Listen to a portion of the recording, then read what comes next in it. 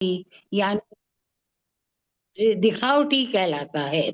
सरल शब्दों में केवल ऊपर से साधु या संयमी बनने से कुछ नहीं होता, मन भी शुद्ध और नियंत्रित होना चाहिए। बहुत सुंदर मैम, बहुत अच्छा। थोड़ा मिथ्याचारी का थोड़ा और समझाइए मैम, हमको, हम थोड़ा खोलिए इस बात को, थोड़ा और सरल कीजिए, मिथ्याचारी का क्या मतलब है यहाँ पे। मिथ्याचारी का मतलब विषयों से हम बाहर नहीं भोगना, जैसे लेकिन भोगों का चिंतन करता रहता है। मतलब हाँ। अपने जो है जैसे मान लीजिएगा हमारा व्रत है, तो व्रत में हम लोग कुटु काटा या समथिंग कुछ भी खाते हैं, तो खा तो वो लेते हैं, पर बार बार अन्न के बारे में सोचें, खाने के बारे में सोचते रहें, जी तो जी। हमारे मन में ये सब आता है। तो मिथ्या ये आचरण मतलब, मिथ्या मतलब झूठ, और जी जी आचरण जी मतलब व्यवहार। मतलब व्यवहार, हम जो इनमें नहीं फर्क है, होना हाँ, चाहिए। जो नहीं है वो बनने की कोशिश कर रहे हैं, कोशिश। राइट। जी, बहुत जी। सुंदर। हरे कृष्णा, बहुत प्रणाम आपको। 3.8 and 9, I think Manohar sir आपने शायद बोला था, तैयार किया है। जी सर, मैंने सर जी, लिया। हरे कृष्णा सर, लीजिए। हरे कृष्णा। हरे कृष्णा सर। 3 और 3.9 दोनों में तू शास्त्र विधि से नियत किए हुए कर्तव्य कर्म कर, क्योंकि कर्म न करने की अपेक्षा कर्म कर्मा करना श्रेष्ठ है, तथा कर्म न करने से तेरा शरीर निर्वाह भी सिद्ध नहीं होगा। यज्ञ कर्तव्य पालन के लिए किए जाने वाले कर्मों में अन्यंत्र अपने लिए किए गए कर्मों में लगा हुआ यह मनुष्य समुदाय के कर्मों से बनता है। इसलिए हे कौन्तेय, तू आसक्ति रहित होकर सदा कर्तव्य कर्म कर। इन दोनों श्लोकों में प्रभु ने अपने कर्तव्य कर्म करने की प्रेरणा दे रहे हैं। मेरे मन में जो भाव कर्तव्य कर्म के रूप में आया है वो है कि समाज, परिवार, नौकरी, धंधे में हमारी जो भी भूमिका है उसके अनुरूप सर्वभूत हिते रता की कामना से हम कार्य करना चाहिए। अगर हम पति हैं तो पत्नी पुत्र के प्रति अपना कर्तव्य पूर्ण रूप से आसक्ति रहित कर, अर्थात वो बदले में मुझे कुछ सुख देंगे, सेवा करेंगे, यह भावना रखकर अपने कर्तव्य कर्म अर्थात उनकी सेवा करना चाहिए, ताकि हम हमारी आसक्ति न वो ममता मिट जाए। और जब आसक्ति और ममता मिट जाएगी तो हम समता को प्राप्त हो जाएंगे। यही प्रभु की प्रसन्नता का कारण बन सकता है। ऐसे मात्र कर्तव्य कर्म पालन से ही हम प्रभु को प्राप्त कर सकते हैं। हाँ, यह बात पूर्णतः सिद्ध है। शास्त्रों में इसके अनेक उदाहरण हैं। भक्त पुंडलिक अपने माता पिता के प्रति अपने कर्तव्य का निर्वहन करने से ही परमात्मा श्री कृष्ण और रुक्मणी के साक्षात दर्शन कर पाया था। बहुत अगली सुंदर बार सर। जब कभी अपन ये पुंडलिक का प्रिंट तो पूरा सुनाऊंगा। जी सैनिक जी अपनी जी। मातृभूमि की सेवा कर्तव्य पालन करने से ही मोक्ष को प्राप्त हो जाता है। मैंने भी समझा कि अगर हमारे मात्र भाव बदल जाए, जो कर्तव्य कर्म तो कर्तव्य कर्म यज्ञ बन जाता है। जैसे आप अपनी पत्नी को लक्ष्मी के भाव से देखते हो तो आप स्वयं विष्णु बन जाओगे और सेवा और आसक्ति मिट जाएगी। पुत्र को हम गणेश के भाव से देखेंगे तो हम स्वयं शिव बन जाएंगे। अर्थात कर्तव्य कर्म हो प्रभु ही हमें प्रभु से मिला सकता है। और हमारे हर कर्तव्य कर का निर्वहन प्रभु सेवा के रूप में करने से आसक्ति भाव मिट जाएगी और हम समता में स्थित हो जाएंगे। यही मैं समझता हूँ कर्मयोग है, और ऐसा भाव लाने की कोशिश बहुत हम। सुंदर सर, बहुत सुंदर, बहुत बहुत बढ़िया, आपने बहुत अच्छा, बहुत अच्छा सार रूप में लिया। अब ये 3.14 15 आदरणीय नेमी गुप्ता जी ने शायद बोला था, आप हैं तो बोलिए सर। अगर नहीं है तो ओपन है, कोई भी मैं अ, बोलूं? हाँ जी, प्लीज प्लीज, हरे प्लीज, अरे प्रणाम आपको। हाँ। इस 14 और 15 श्लोक में सृष्टि चक्र के मूल में श्री कृष्ण हैं, अतः उनकी प्रसन्नता के लिए कर्म करना जरूरी है। अतः कर्मयोग नामक इस अध्याय में सृष्टि चक्र सुरक्षा के लिए कर्तव्य पालन या कर्म करना आवश्यक है। इस बात को प्रभु महात्मा अर्जुन को समझाते हैं, और यही सृष्टि चक्र या अन्न से ब्रह्म की यात्रा है। वर्तुल यानी वृत्त में केंद्र की बिंदु की महत्ता सबसे अधिक होती है। इसी तरह संसार रूपी वृत्त में परमात्मा रूपी केंद्र बिंदु भी सबसे अधिक महत्व रखते हैं। प्राणों को धारण करने के लिए जो खाया जाता है वह अन्न कहलाता है, और जिस प्राणी का जो खाद्य है, जिससे शरीर की पुष्टि होती है, वह उसका अन्न है। जैसे मिट्टी का कीड़ा मिट्टी खाकर जीता है, तो मिट्टी उसके लिए अन्न है। इसी तरह से 4 प्रकार के प्राणी हैं: जरायुज, उद्भिज, अंडज और स्वेदज। ये सभी अन्न से ही उत्पन्न होते हैं। घास फूस, अनाज, मिट्टी आदि सभी जल से उत्पन्न होते हैं। जीवन निर्वाह की सभी सामग्री अन्न, जल, वस्त्र, मकान आदि स्थूल या सूक्ष्म रूप से जल से संबंध रखते हैं। यज्ञ का अर्थ समझाने के लिए ब्रह्मा दक्ष प्रजापति ने देवता, मनुष्य और असुर तीनों को रचकर उन्हें द अक्षर का उपदेश दिया।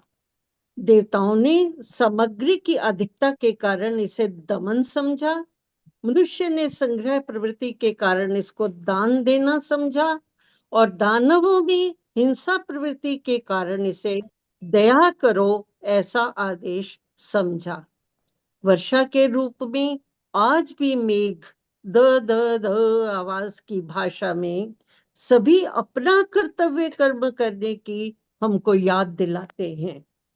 अब प्रश्न उठता है, कर्तव्य कर्म करने से वर्षा कैसे होगी? शब्दों की अपेक्षा हमारा आचरण जो है या कर्म का जो प्रभाव है वो दूसरों पर अधिक होता है। इसी में आपने पिछली बार एक किसान की कथा भी बताई थी कि वर्षा का ऋतु होने के बावजूद भी वर्षा नहीं हो रही थी, तो जो किसान के बच्चे थे या किसान था, उन्होंने हल जोतना आरंभ कर दिया कि जब वर्षा होगी देखा जाएगा, मैं तो काम अपना करूं, अपने कर्तव्य को पूरा करूं। उसके बाद मोर ने देखा कि अरे ये तो हल चला रहे हैं, इसका मतलब वर्षा तो हुई नहीं, लेकिन ये तो अपना कर्म कर रहा है, क्यों ना मैं भी अपना कर्म करूं। उसने भी आवाज करनी शुरू कर दी, जैसा कि वो बादलों को देखकर आवाज किया करता था। मोरों की आवाज को सुनकर मेघों ने सोचा कि हम भी अपने कर्तव्य में पीछे क्यों रहें, हम भी अपना कर्म करें। उन्होंने गरजना शुरू कर दिया। मेघों की गर्जना को सुनकर इंद्र महाराज ने कहा कि मैं क्यों पीछे रहूं अपने कर्तव्य कर्म करने में। उन्होंने वर्षा शुरू कर दी। अतः हमारा निष्कर्ष ये निकलता है कि यदि निष्काम भाव से जो भी कार्य किया जाए वो एक यज्ञ का रूप धारण कर लेता है। परमात्मा से वेद प्रकट होते हैं, वेद कर्तव्य पालन की विधि बताते हैं और मनुष्य उसका पालन करता है। कर्तव्य कर्म पालन से यज्ञ होता है और यज्ञ से वर्षा, वर्षा से अन्न और अन्न से प्राणी उत्पन्न होते हैं। उन्हीं प्राणियों में से मनुष्य कर्तव्य कर्म करके यज्ञ करते हैं और इसी तरह से सृष्टि का चक्र चलता है। कर्तव्य पालन से परमात्मा का अनुभव होता है। यही कारण है कि भगवान अर्जुन को, जो कि अपने कर्तव्य कर्म से हटना चाहते थे, अनेक युक्तियों से उस पर कर्तव्य कर्म करने का जोर देते हैं। हरे कृष्ण। हरे कृष्णा। हरे कृष्णा मैम, हरे कृष्णा। बहुत ही प्रणाम आपको और बहुत सुंदर आपने समझाया। कुछ चीज़ें रह गई थी पिछली बार, वो भी आपने कवर कर ली, तो बहुत अच्छा। तो इस तरीके से एक छोटा सा प्रयास है कि भाई जो हमने पिछली क्लास में जो थोड़ा बहुत हमने समझने का प्रयास किया है उसमें तो, और मेरा मेरा बस निवेदन हम सबसे ये है कि मैं एक छोटा सा पोल डालता हूँ, तो उसमें जो जो नए साधक हैं वो थोड़ा कोशिश करें, एक बार को ना, एक बार को उसमें अपना ट्राई करें। और देखिए ये सब ये आपके सबके चरणों में निवेदन है कि हम सब एक ही बिल्कुल उसमें हैं। कोई भी ऐसा नहीं है कि अगर आप ज्ञान की बात करोगे तो मुझे लग रहा है कि सब सब हम सब बिल्कुल सहपाठी हैं, एक दूसरे के दीपक हैं, और हम सबको एक दूसरे से सीखने को मिलता है। और मुझे बड़ा सौभाग्य है मुझे कि इस पर्टिकुलर सेशन में इतने विद्वान लोग बैठे हुए हैं कि जिनके आगे एक शब्द बोलना भी उनको जो है दिया दिखाने जैसा है, सूरज को दिया दिखाने जैसा है। आदरणीय भाग्यम मैम है, मीनाक्षी मैम है, योगराज जी, बहुत लोग हैं, मतलब आदरणीय रमेश जी हैं, बहुत लोग हैं। तो ऐसा नहीं है, हम सब अपना बस, लेकिन ये कि इससे क्या होगा कि थोड़ा इंटरेक्शन बढ़ेगा, है ना। हम सबको लगेगा कि हाँ, we are also participating in this whole journey, और भगवान को बहुत अच्छा लगता है। आप विचार करो कि जब बच्चा छोटा घर में होता है तो वो मतलब हम वो कुछ भी बोलता है, टूटा फूटा कुछ भी बोलता है, लेकिन जब वो पहली बार बोलता है तो भगवान को कितनी प्रसन्नता होती है। आप विचार तो करो, माँ बाप को कितना अच्छा लगता है, और रिकॉर्डिंग कर लेते हैं हम लोग, और हमेशा उस शब्द को सुनना चाहते हैं। तो मेरा निवेदन ऐसा है कि जब हम पहला श्लोक गीता जी का बोलेंगे, या पहली बार हम प्रार्थना करेंगे, या पहली बार हम पंचरत्न बोलेंगे, तो भगवान उस मोमेंट को रिकॉर्ड कर रहे हैं।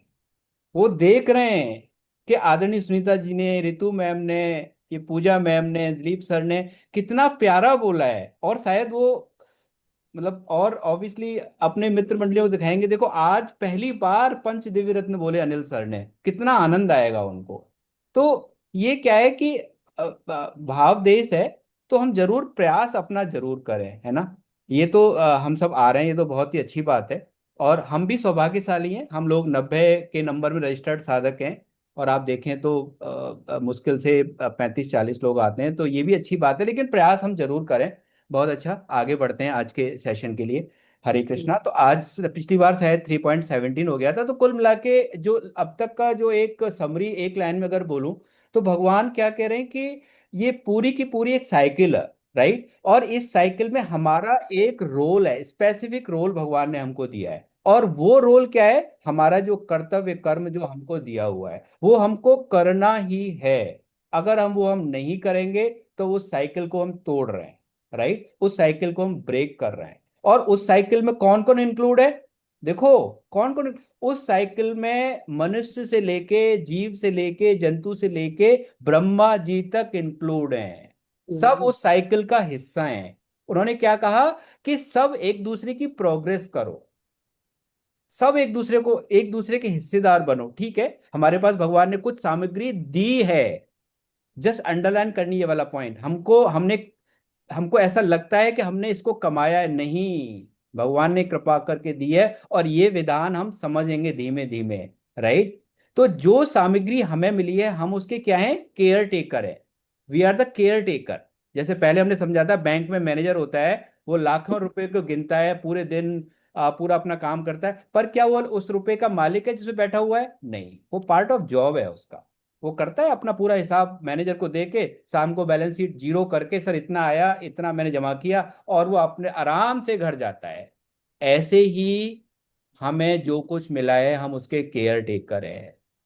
और यही जो है वो ताले की चाबी है। हम उसके मालिक बन के, और चाबी हमने कहाँ फेंक दी है, समुद्र में फेंक दी है। और हम उसके ये जो मालिक है, ये बहुत खाने वाला है, आगे हम समझेंगे आज बहुत। ये मुझे लग रहा है इसकी चाबी ही यहाँ पे है। अगर केयर टेकर बन के रहेंगे, तो जो हमें बच्चे मिले हैं उनमें भी हमारा भाव, माता जी ने जैसा बताया, हम इनके केयर टेकर हैं, हम इनके मालिक नहीं है। ये कोई जरूरी नहीं है जैसा हम सोचें वैसा करें। घर में कोई नया सदस्य आया है, वो मेरी बात माने ही जरूरी नहीं है, क्योंकि हम उसके फैसिलिटेटर हैं।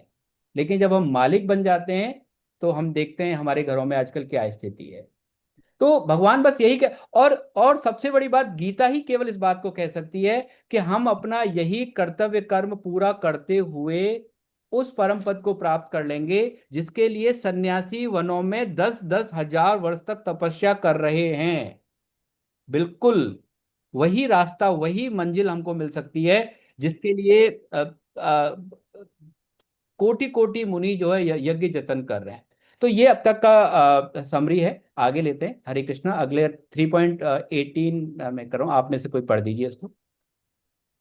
हरे कृष्णा। 17 शायद हमने ले लिया था, ये एक बार जरा ये पीपीटी का फोटो जरूर देख लें, जरूर एक बार देख लें। तो ये सूरदास जी महाराज हैं और ये लाला बैठे हुए हैं। तो एक बार सूरदास जी जो है, सूरदास जी मंदिर गए, तो पुजारियों ने या किसी ने ऐसे कर दिया, उनसे बोले भाई आप क्यों मंदिर आए हो? सूरदास जी से पूछा, आपकी तो आंखें नहीं है। तो सूरदास जी ने कहा हाँ मैं जानता हूँ मेरी आंखें नहीं है, पर ये जो लाला बैठा है इसकी तो आंखें हैं ना, ये तो मुझे देख पा रहा है ना। तो ऐसे ही हम भगवान को जानते हैं, हम भगवान को नहीं जानते।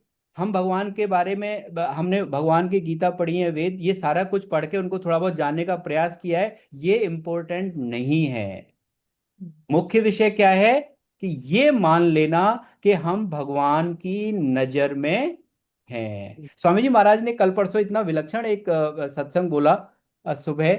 वो कह रहे हैं कि आप एक बात है कि हम माँ को कितना जानते हैं, हम माँ के बारे में कितना जानते हैं। मतलब लगभग हम जब तक 5-10 वर्ष के नहीं होते तब तक तो लगभग कुछ भी नहीं जानते माँ के बारे में। भाई माँ कहाँ से आई है, माँ का कौन सा गोत्र है, माँ के कितने भाई हैं, कितने बहन, ये जितना मतलब कुछ भी नहीं जानते माँ के बारे में। लेकिन फिर भी क्या माँ के प्यार में हमारे प्रति कोई कमी रहती है? नहीं। तो जानना जरूरी नहीं है। स्वामी जी कह रहे हैं जानना जरूरी नहीं है।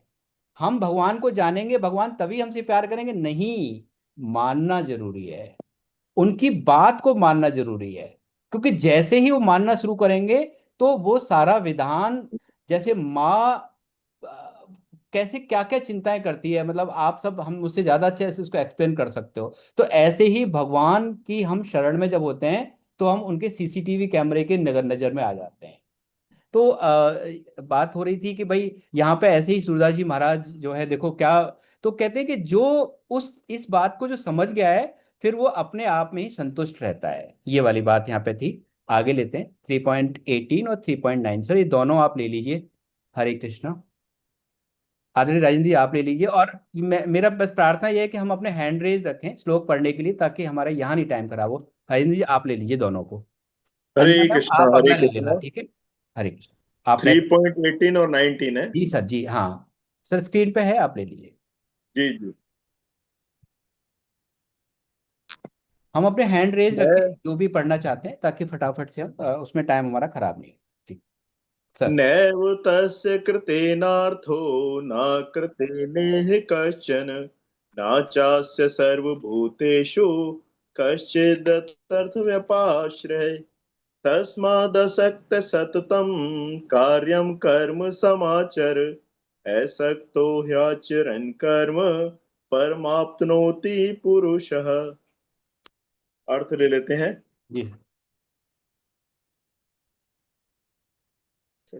परंतु जो मनुष्य, ये नीचे से है, इस सर। उस कर्म योग से सिद्ध हुए महापुरुष का इस संसार में ना तो कोई कर्म करने से कोई प्रयोजन रहता है और ना कर्म ना करने से कोई प्रयोजन रहता है, तथा संपूर्ण प्राणियों में किसी भी प्राणी के साथ इसका भी स्वार्थ का संबंध नहीं रहता। हरे कृष्ण सर, हरे कृष्ण, बहुत हरे बहुत कृष्ण प्रणाम हरे। आपको, हरे कृष्ण। तो यहाँ पे देखो कितनी विलक्षण, क्योंकि अब प्रसंग कहाँ पहुंच गया है। भगवान ने पहले हमें समझाया, कर्म की महत्ता समझाई है। फिर ये बताया कि कर्म जो इस तत्व को समझ गया है, कर्मयोग की बात को समझ गया है, वहां पे उन्होंने बताया वो किस तरीके से अपने आप में ही तृप्त रहता है, उसे किसी की और की जरूरत ही नहीं है। वो आत्मा राम है। वो आत्मा राम का मतलब होता है जो जो अपने अपना जो ईश्वर अंश जीव अविनाशी, उस बात को समझ में उसको आ गई है, उसको समझ में आ गया है कि भाई ये जिस सुख की मैं तलाश में हूं, जिसके लिए मैं भटक रहा हूं, वो सुख बाहर है ही नहीं। अब इस बात को आगे बढ़ाते हुए 3.18 में जो भगवान ने कहा है कि उसका इस संसार में न तो कर्म करने से कोई प्रयोजन रहता है और न कर्म न करने से कोई प्रयोजन रहता है, तथा संपूर्ण प्राणियों में किसी भी प्राणी के साथ संबंध इसकी किंचन मात्र भी स्वार्थ संबंध नहीं रहता। देखो, अब जब जिसको ये बात समझ में आ गई, वो कर्म करे और वो कर्म न करे। भगवान किसकी स्थिति बता रहे हैं? उस योगी की स्थिति बता रहे हैं जिसको जिसको ये बात बिल्कुल समझ में आ गई कि असली ये जो मैं कौन हूं, ये बात जिसको क्लैरिटी आ गई है, उसके लिए दोनों स्थितियों में कोई फर्क नहीं पड़ता। क्यों? क्योंकि उसको ये बात समझ में आई कि जो कर्म जो होता है वो प्रकृति के राज्य में है। भगवान इस बात को और बहुत अच्छे से खोलेंगे। एक एग्जाम्पल से समझते हैं, दो एग्जाम्पल समझते हैं इस चीज को। एक पहला एग्जाम्पल सूर्य भगवान का लेते हैं। सूर्य भगवान रोज प्रकाशित होते हैं। अब उनकी उपस्थिति में आप देखो, एक तरह से सृष्टि चक्र हमारा स्टार्ट हो जाता है, राइट। वो जहां जहां जाते हैं पृथ्वी पे, वहां पे लोग अपने जो भी उनके रूटीन के वर्क हैं उनको स्टार्ट कर देते हैं और पूरे दिन काम करते हैं, राइट। तो क्या इस जो भी कर्म जो हो रहा है, इतने इतने लोग, लाखों करोड़ों लोग कर्म कर रहे हैं, क्या उनका फल उनको मिल रहा है? क्या उनको आकांक्षा है कि भाई इसका जो अच्छा कर्म है वो उसका लाभ मुझे मिले या शुभ कर्म का लाभ मिले? नहीं, उनका कोई प्रयोजन नहीं है। ऐसे ही अगर सूर्य के प्रकाश में मान लो कोई गलत कर्म कर रहा है, कोई किसी की हत्या कर रहा है, कोई मतलब XYZ कोई भी गलत कर्म कर रहा है, तो क्या उसके वो पाप के भागी हैं? नहीं। दोनों ही केस में क्या है, वो इन दोनों से वो बिल्कुल अलग हैं। लेकिन वो कर्म क्यों कर रहे हैं? फिर वो कर्म इसलिए कर रहे हैं क्योंकि वो उनका कर्तव्य कर्म है। मेरा कर्तव्य कर्म का है, मुझे इस बात पर फोकस करना है। और इसी में एक दूसरा एग्जाम्पल जड़ भरत जी का आता है। परम भागवत जड़ भरत जी का अगर हम एग्जाम्पल लें, तो जड़ भरत जी क्या है कि एक उसकी उनकी पुरानी हिस्ट्री है। वो पहले एक ऋषि थे, और जब वो ऋषि थे तो उनकी जो मोह था, आसक्ति थी, वो हिरण के बच्चे में हो गई थी। उसकी एक छोटी सी स्टोरी है, मैं शॉर्ट में ले रहा हूँ। और अगले जन्म में वो हिरण बनते हैं। उनको लेकिन याद रहती है, राइट। ये याद क्यों रहती है, ये क्या विधान है, इस विधान को हम आगे समझेंगे। और जब इस बार जब उनका जन्म जड़ भरत, जड़ उनको, उनका नाम भरत था, लेकिन उनको जड़ क्यों बोला गया? क्योंकि उनको पुराना सारा याद था। तो वो कोई भी काम करते थे ना, तो वो हर काम को ऐसे करते थे कि भाई मुझे इसमें फंसना नहीं है, कि मुझे इसमें फंसना नहीं है। कोई भी काम तो उनको सब मतलब जो आसपास के लोग थे, जो परिवार के लोग थे, वो क्या कहने लगे, ये तो जड़ है। जड़ मतलब जो मतलब बुद्धिहीन, या जो गांव में जो भी पागल है, जो भी सब शब्द इस्तेमाल कर, तो धीमे धीमे वो जड़ भरत, इस तरीके से वो जड़ भरत हुए। बहुत सारी उनकी स्टोरीज हैं। एक बार राजा नहुष जो है अपना लेके जा रहे थे पालकी में, उसमें वो देखा कि उनका एक जो चार में से एक व्यक्ति था वो बीमार हो गया। तो ये कहीं पड़े हुए थे, इनको बोला कि तुम इतने अच्छे हट्टे हट्टे कट्टे हो भाई, तुम्हें हेल्प कर दो, तो वो आके जुट जुट गए। इस तरह बहुत सारे एग्जाम्पल्स है। एक बार उनको बलि के लिए ले जाया गया। तो मतलब कहना क्या है कि उन कहने का मतलब ये, क्योंकि वो उस कर्म योग की स्थिति में स्थित थे, तो वो कर्म करें या वो कर्म न करें, उनको दोनों से ही फर्क नहीं पड़ता। क्यों? कारण क्या है कि जितने भी कर्म हैं वो प्रकृति का डिपार्टमेंट है। प्रकृति का डिपार्टमेंट है। इस बात को हम बहुत अच्छे से आगे और भी खोलेंगे। लेकिन यहाँ पे जो भगवान किसकी स्थिति बता रहे हैं, ये बहुत अंडरलाइन करने वाली बात है, क्योंकि हम इससे कंफ्यूज ना हो जाएं बिल्कुल भी कि भाई कर्म करना और कम कर्म न करना, ये किसकी स्थिति बता रहे हैं भगवान? ये उस सिद्ध महापुरुष की स्थिति बता रहे हैं। और हम अभी कहाँ हैं? हम अभी नर्सरी में हैं। तो कल को ये एग्जाम्पल लेना चाहिए कि जड़ भरत जी कुछ काम नहीं करते तो मुझे भी नहीं करना चाहिए। नहीं, ये क्या है, अर्थ का अनर्थ हम फिर उस बात को मान लेंगे। तो यहाँ पे हर चीज का एक कॉन्टेक्स्ट होता है, तो ये कॉन्टेक्स्ट यहाँ पे ये है।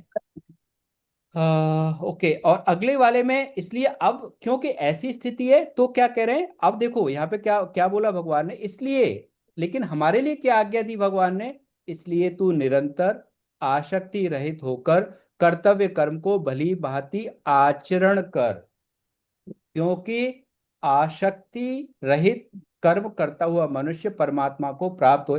अब इसमें जो सबसे इंपॉर्टेंट वर्ड है वो है समाचर। क्या है? आचरण। कोई भी बात अगर हमको किसी को भी समझानी है, कोई बात को एक्सप्लेन करना है, तो जब हम उस चीज का आचरण करते हैं, वो बात हमारे आचरण में जब उतरती है, तो उसका इम्पैक्ट, उसकी वैल्यू ज्यादा होती है रादर देन कहने से। इस बात को हम और आगे से आगे बहुत अच्छे से खोलेंगे। भगवान लेते हैं। हरे कृष्णा। ले लीजिए अंजना मैम, आप ले लीजिए इसको। 20 को ले लीजिए आप। हरे कृष्ण। कर्मणेव हि संसिद्धिमा स्थिता जनतादया लोक संग्रह में वापि समपश्यन् कर महर्षि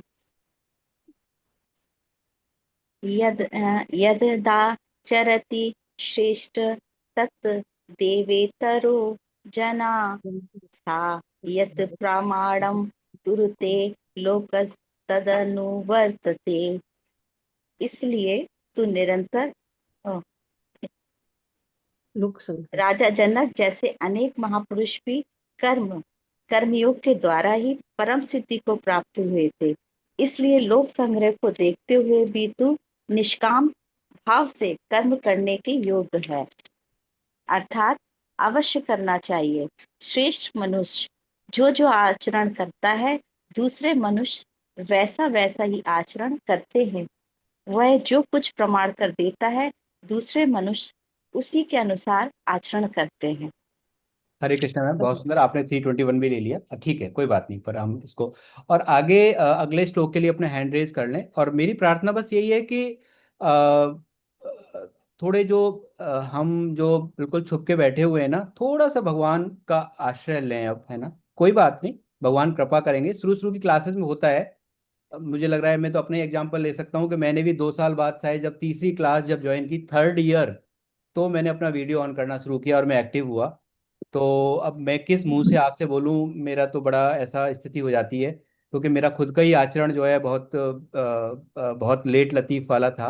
पर फिर भी मैं नहीं चाहता कि मुझे जो चीज़ 3 साल 4 साल में मिली, वो इस क्लास के साधकों को जो है 3 साल का वेट करना पड़े। तो जरूर हम थोड़ा सा एक्टिव हों। और नए साधक बहुत हैं, रंजू मैम है, दिव्य है, रितु मैम है और सुनीता मैम है, सब आपसे कृपा है। डॉक्टर अशोक अग्रवाल जी ने ज्वाइन किया है। आप मतलब थोड़ा सा कृपा करो, है ना, और बड़ा अच्छा लगेगा, चर्चा अच्छी होगी। हरे कृष्णा। तो क्या पढ़ा अभी आदरणीय अंजना मैम ने कि राजा जनक जी का एग्जाम्पल लिया। केवल एक एग्जाम्पल भगवान ने लिया है पूरे के पूरे गीता जी में, वो राजा जनक का लिया है। राजा जनक जी के बारे में हम जानते ही हैं। जनक नंदिनी माँ सीता जी के वो पिता हैं। और वो सम्राट होते हुए, वो चक्रवर्ती राजा होते हुए, उनको भगवान ने क्या बोला है, वो परम योगी हैं। जी तो बोलिए बेटे। हरे कृष्णा। जी हरे, बोलिए। तो एक बार हरे कृष्णा। दिव्य, मैं आपको बना दे रहा हूँ, आपको भी एक बार आप देख लेना अपना। हरे कृष्णा, हरे कृष्णा, हरे कृष्णा, हरे कृष्णा। तो राजा जनक के बारे में छोटा सा समझ लेते हैं। तो एक बार जो व्यास जी महाराज हैं, जिनकी जिनका हम ग्रंथ पढ़ रहे हैं आज, है ना, व्यास जी महाराज, उनके पुत्र हैं सुखदेव जी महाराज। तो एक बार जब सुखदेव जी को जब ऐसा हो गया ना कि भाई हाँ, अब अच्छा ब्रह्म प्राप्ति हो गई, तो वो व्यास जी महाराज के पास गए। तो उन्होंने पूछा, पिताजी अब देखो, मुझे ऐसा लगता है कि भाई मेरे को ब्रह्म प्राप्ति हो गई है, लेकिन इस बात को मैं समझूं कैसे। तो आप सोचो, व्यास जी महाराज ने उनको किनके पास भेजा है, उनको जनक जी के पास भेजा है कि भाई इस बात की परीक्षा, मैं पिता हूं, मैं नहीं कर पाऊंगा। मेरे अंदर तो देखो क्या है, ममत्व तो है, तेरे को लेके मैं सही डिसीजन नहीं ले पाऊंगा। सही डिसीजन कौन लेगा, जनक जी महाराज लेंगे। तो जनक जी महाराज के पास जब जनक जी महाराज को मालूम पड़ा कि सुखदेव जी आए हैं, और वो तो अंतर्यामी सब समझ गए।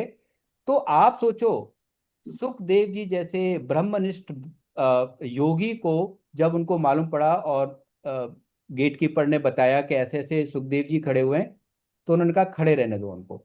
7 दिन, 7 डेज, 7 दिन उनको गेट के बाहर खड़े रखा और इंतजार करवाया।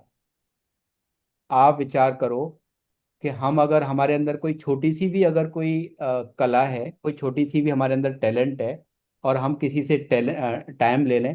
आदरणीय राजेंद्र सर से मैंने टाइम लिया, सर मैं मिलने आ रहा हूँ आपसे, और राजेंद्र सर मेरे को बिठा के रखें 7 दिन, तो मैं क्या करूंगा, मुझे लग रहा है कि 2 घंटे में वापस आ जाऊंगा। यार ऐसे आदमी से क्या मिलना, मतलब फालतू आदमी है। तो और डेली जो है जनक महाराज क्या है, चेक करते रहे, भाई आज इनकी क्या स्थिति है, आज इनकी क्या स्थिति है। कुल मिला के ये हुआ कि उन्होंने कहा कि सर, जैसे वो आए थे आज भी वो वैसे ही उसी अवस्था में, उनके चित्त में कोई विक्षेप नहीं है। तो इस तरीके से करते करते जो है वो फिर एक दूसरी स्टोरी है। लेकिन कुल मिला के हम यहाँ क्या समझ रहे हैं, हम ये समझ रहे हैं कि जो उस स्थिति को प्राप्त होता है वो हर स्थिति में अपना आचरण कैसा करता है, आचरण की बात हो रही है यहाँ पे, आचरण की बात हो रही है। तो उन्होंने कहा अब लोक संग्रह क्या है, राइट। तो क्या बोला है कि राजा जनक ने भी लोक संग्रह किया है। ये लोक संग्रह जो शब्द है ना, इसका बहुत व्यापक मतलब है, बहुत व्यापक मतलब है, राइट। तो उन्होंने कहा ना लोक संग्रह के लिए तू अपना कर्तव्य कर्म कर। तो लोक संग्रह क्या है, तो लोक संग्रह को स्वामी जी ने समझाया यहाँ पे कि लोक मर्यादा को सुरक्षित रखने के लिए अपने आचरण एवं वचनों से लोगों को भगवान के सन्मुख करने का निष्काम भाव लोक संग्रह कहलाता है। लोक संग्रह क्या है, हम कैसा आचरण करें, हम कैसा जीवन जिए, हमारा डे टू डे लाइफ कैसी होनी चाहिए, जिस आचरण को देख के जो संसारी लोग या जो भी जीव जो भी हमारे कनेक्ट में आए उनको कैसा भाव हो कि उनको ये एकदम से ऐसी बात हो जाए कि भाई ये तुम क्या करते हो, आजकल कहाँ जा रहे हैं अनिल सर, मतलब कौन सी क्लास कर रहे हो। मैंने देखा है जब से आप 2-3 महीने से आप तो बदले बदले से लग रहे हो, आपकी बात करने की, आप जिस तरह से पहले बात करते थे आज सब कुछ बदल गया है। मतलब हमें बताना नहीं पड़े कि हम क्या कर रहे हैं, हम किसकी शरण में हैं, हम स्वामी जी महाराज हैं, हम गीता ग्रंथ पढ़े, हमारे आचरण में वो सारी बातें आने लगे। तो ये इसको क्या बोला है, लोक संग्रह बोला है। एक बहुत अच्छा एग्जाम्पल प्रहलाद जी महाराज का आता है। जब प्रहलाद जी महाराज जो है अपने स्कूल में गए, अब सोचो उनको क्या पढ़ाया जा रहा है, हिरण्यकश्यप ने क्या बोला है कि भाई इसको बड़े से बड़ा राक्षस बनाना है, राइट। ऐसे इसको इतना क्रूर राक्षस बनाना है कि मेरे बाद गद्दी तो प्रहलाद जी की है, तो मेरा तो विष्णु भगवान से, विष्णु जी से वैर है, तो ये तो और बड़ा मतलब एकदम से ऐसा खूंखार बनना चाहिए। ये पढ़ाई पढ़ाने के लिए स्पेशल टीचर रखे गए। मतलब आप ये लोगों की सोचो कि एक पूरी यूनिवर्सिटी खोल दी गई केवल इस बात को कि प्रहलाद जी को ये बात समझ में आए कि भाई आपको कैसे बड़ा राक्षस बनना है।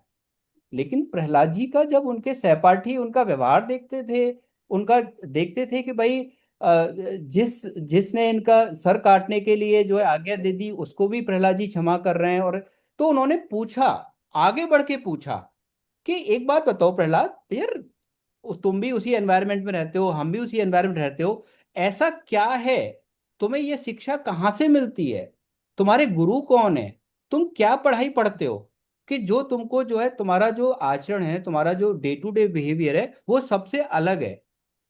तो वहां पे रहस्य खोलते हैं कि मित्रों, मेरे जो गुरु हैं वो नारद जी महाराज हैं, और ये जो शिक्षा है ये मैंने माँ के गर्भ में ली है। जब मैं माँ के पेट में था, जब माँ के में पेट में था तो माँ के पेट में मैंने ये सब बातें सुनी है।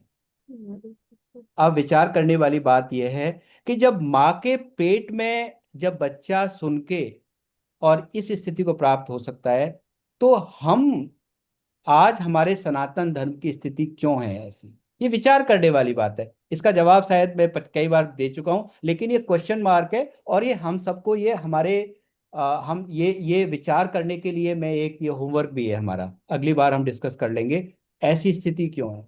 क्योंकि हम अपनी जड़ों से टूट गए, हम हमें अपने ग्रंथों के प्रति क्या हो गया, भेदभाव, हमारे ग्रंथों के प्रति हमें बिल्कुल ऐसा नेगेटिव दिखा दिया गया। जो बॉलीवुड की जो पिक्चरें बनी 25-30-50 साल में, उसमें क्या बना, जो तिलक लगाए, जो चोटी रखे, जो ग्रंथ पढ़े, वो कौन, वो घूसखोर पंडित, राइट। ऐसे ऐसे मतलब तो क्या हुआ, वो कहीं ना कहीं जाने अनजाने हमारे दिमाग में बैठ लिया गया। तो क्या हुआ, हमने अपने चिन्हों को खुद ही छोड़ना शुरू कर दिया। हम अपने ग्रंथों से दूर हो गए, हम अपने आचरण से दूर हो गए, और होते होते होते ये हमारी आज की स्थिति है।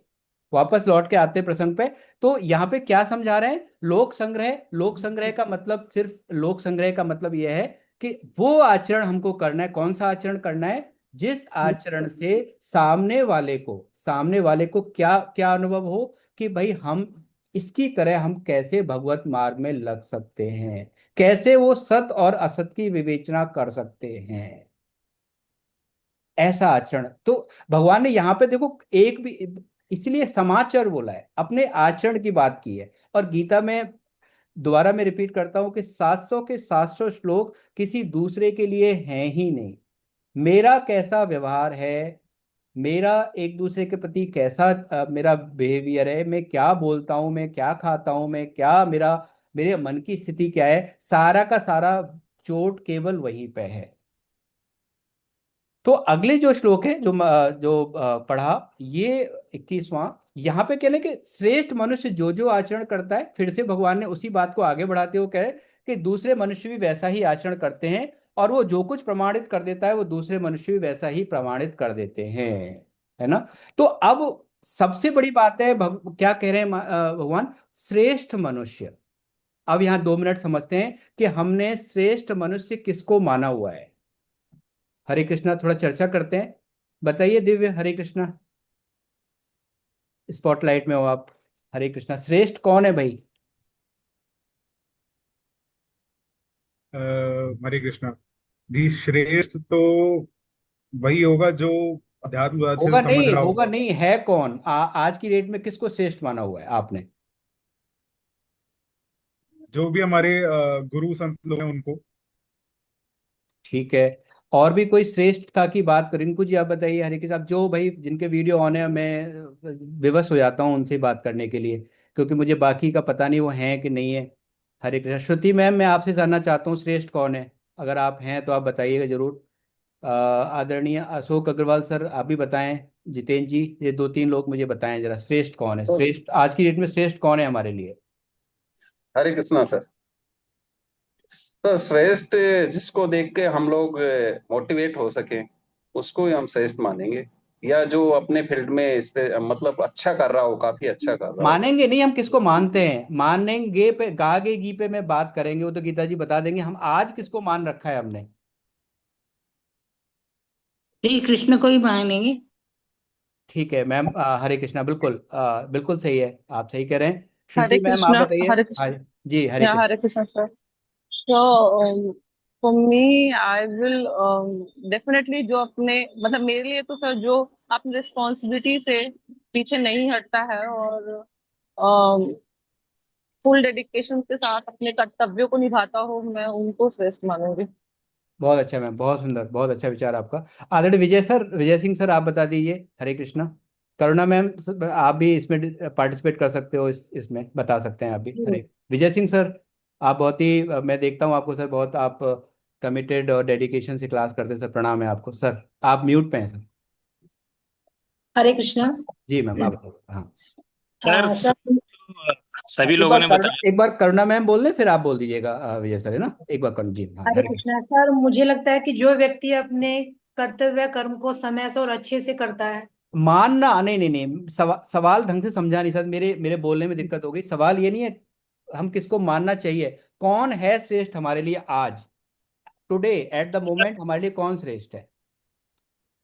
जो व्यक्ति आइडियली तो कर्तव्य कर्म बहुत अच्छे से करते हैं वो श्रेष्ठ नहीं है। नहीं नहीं नहीं नहीं, कर्तव्य कर्म तो ठीक है, कौन वो, एक नाम बताना है आपको कि मेरे लिए आज की डेट में ये श्रेष्ठ, में इसको श्रेष्ठ रोल मॉडल है मेरे लिए ये। सर हम खुद ही श्रेष्ठ मनुष्य हैं। ठीक है, ठीक है विजय सर, आप कुछ बोल रहे थे, ठीक है। हरे कृष्ण सर। आज के डेट में सर ये सब जो बता रहे हैं सभी लोगों ने अच्छा बताया, लेकिन ये बड़ी आइडियल आदर्श सी स्थिति है। बिल्कुल। हाँ, मैं वही सुनना चाह लेकिन रहा हूँ, पर सच मेरे को जवाब नहीं मिल रहा। मुझे लग रहा है कि हाँ शायद सारे साधक हमारे तो भाई बहुत अच्छी स्थिति में है जी। लेकिन ये सर आदर्श स्थिति है। सच तो यही है कि आज की डेट में श्रेष्ठ हम लोगों में वही है जो अपने फील्ड में जो जिसके पास पैसा है, पावर है, जो यूपीएससी क्लियर कर लिया या कोई बड़ा बिजनेसमैन है। बाकी उसने एथिक्स कहाँ रखे हैं वो उससे कोई किसी को मतलब नहीं है। तो आज के बिल्कुल, समाज में तो श्रेष्ठ वही है सर। Spot on. सत्य जब यही है। न्यूज़पेपर आता है तो सबसे पहले हम क्या उठाते हैं? हम पेज 3 उठाते हैं। जो टाइम्स ऑफ इंडिया का जो दूसरा वाला पार्ट होता है ना, छोटा वाला 4 पेज वाला, सबसे पहले वो पिक होता है। कौन कौन वो जी पिक करता है अब हम जान लें, कोई बात नहीं, डिस्कस नहीं करते उसको। हमारे जो जैन जी है, जी उसका उसका रोल मॉडल कौन है? विचार करो, सारे के सारे फॉरेन सेलिब्रिटीज उनके श्रेष्ठ है, उनके रोल मॉडल है, राइट। ये जितने भी किंग खान हैं, ये सब जी इनके रोल मॉडल हैं। आप अपनी बच्चियों से पूछो। हम अब तो चलो थोड़ा सा क्रेज का, लेकिन और कोई लिस्ट नहीं आ गई होगी जो मुझे नहीं पता होगा शायद। कारण क्या है? क्योंकि यही दिख रहे हैं हम उनकी जरा पीछे का हिस्ट्री, किसी का भी, मैं तो कह रहा हूँ कि किसी के प्रति द्वेष भाव नहीं है, पर जरा उनका बैकग्राउंड उठा के देख ले, किस डिप्रेशन में, किस स्थिति में वो जीवन जी रहे। अब जो दिखेगा वो बिकेगा, राइट, क्योंकि दिखता ही वही है। अब क्योंकि XYZ उसने ऐसी मूछें रखी थी, ऐसी दाढ़ी मक्खी रख ली थी, तो मुझे क्या रखना है, वही फॉलो करना है। उसने जो है ऐसी शर्ट रखी थी जिसमें आधा पेट दिखना चाहिए, तो मुझे भी क्या करना है, वैसे ही कपड़े। किसी पे वो नहीं है, गलत तो सही नहीं है, इट्स ओके, बट हम किसको फॉलो करेंगे। और अगर पिक्चरों में अगर कोई पंडित का कोई रूप दिखाया जाएगा, साधु दिखाया जाएगा, तो क्या दिखाया जाएगा, वेब सीरीज दिखाई जाएंगी आश्रम जैसी, जहां पे साधु या जो महंत है उसकी उसका क्या, वो किस तरह की एक्टिविटी कर रहा है, वो हम देखेंगे, वो देख रहे हैं। नाम जप को किससे जोड़ दिया जाएगा, वो उस तरह के करेक्टर से जोड़ दिया जाएगा। तो इससे ये कहीं ना कहीं जिस श्रेष्ठता की बात हम सब लोगों ने की, वो श्रेष्ठ है ही नहीं हमारे लिए। जो करोड़, जैसे आपने विजय सर, आपने बहुत अच्छा बोला कि जो पैसे वाला है वो श्रेष्ठ है हमारे लिए, वो जो सेलिब्रिटी है वो श्रेष्ठ है हमारे लिए। हमारे सारे एफर्ट रहते हैं कि भाई मुझे ऐसा ही बनना है, येन केन प्रकारेण, उसके लिए झूठ बोलना पड़े, लोगों की हत्याएं करनी पड़े, मुझे फर्क नहीं पड़ता।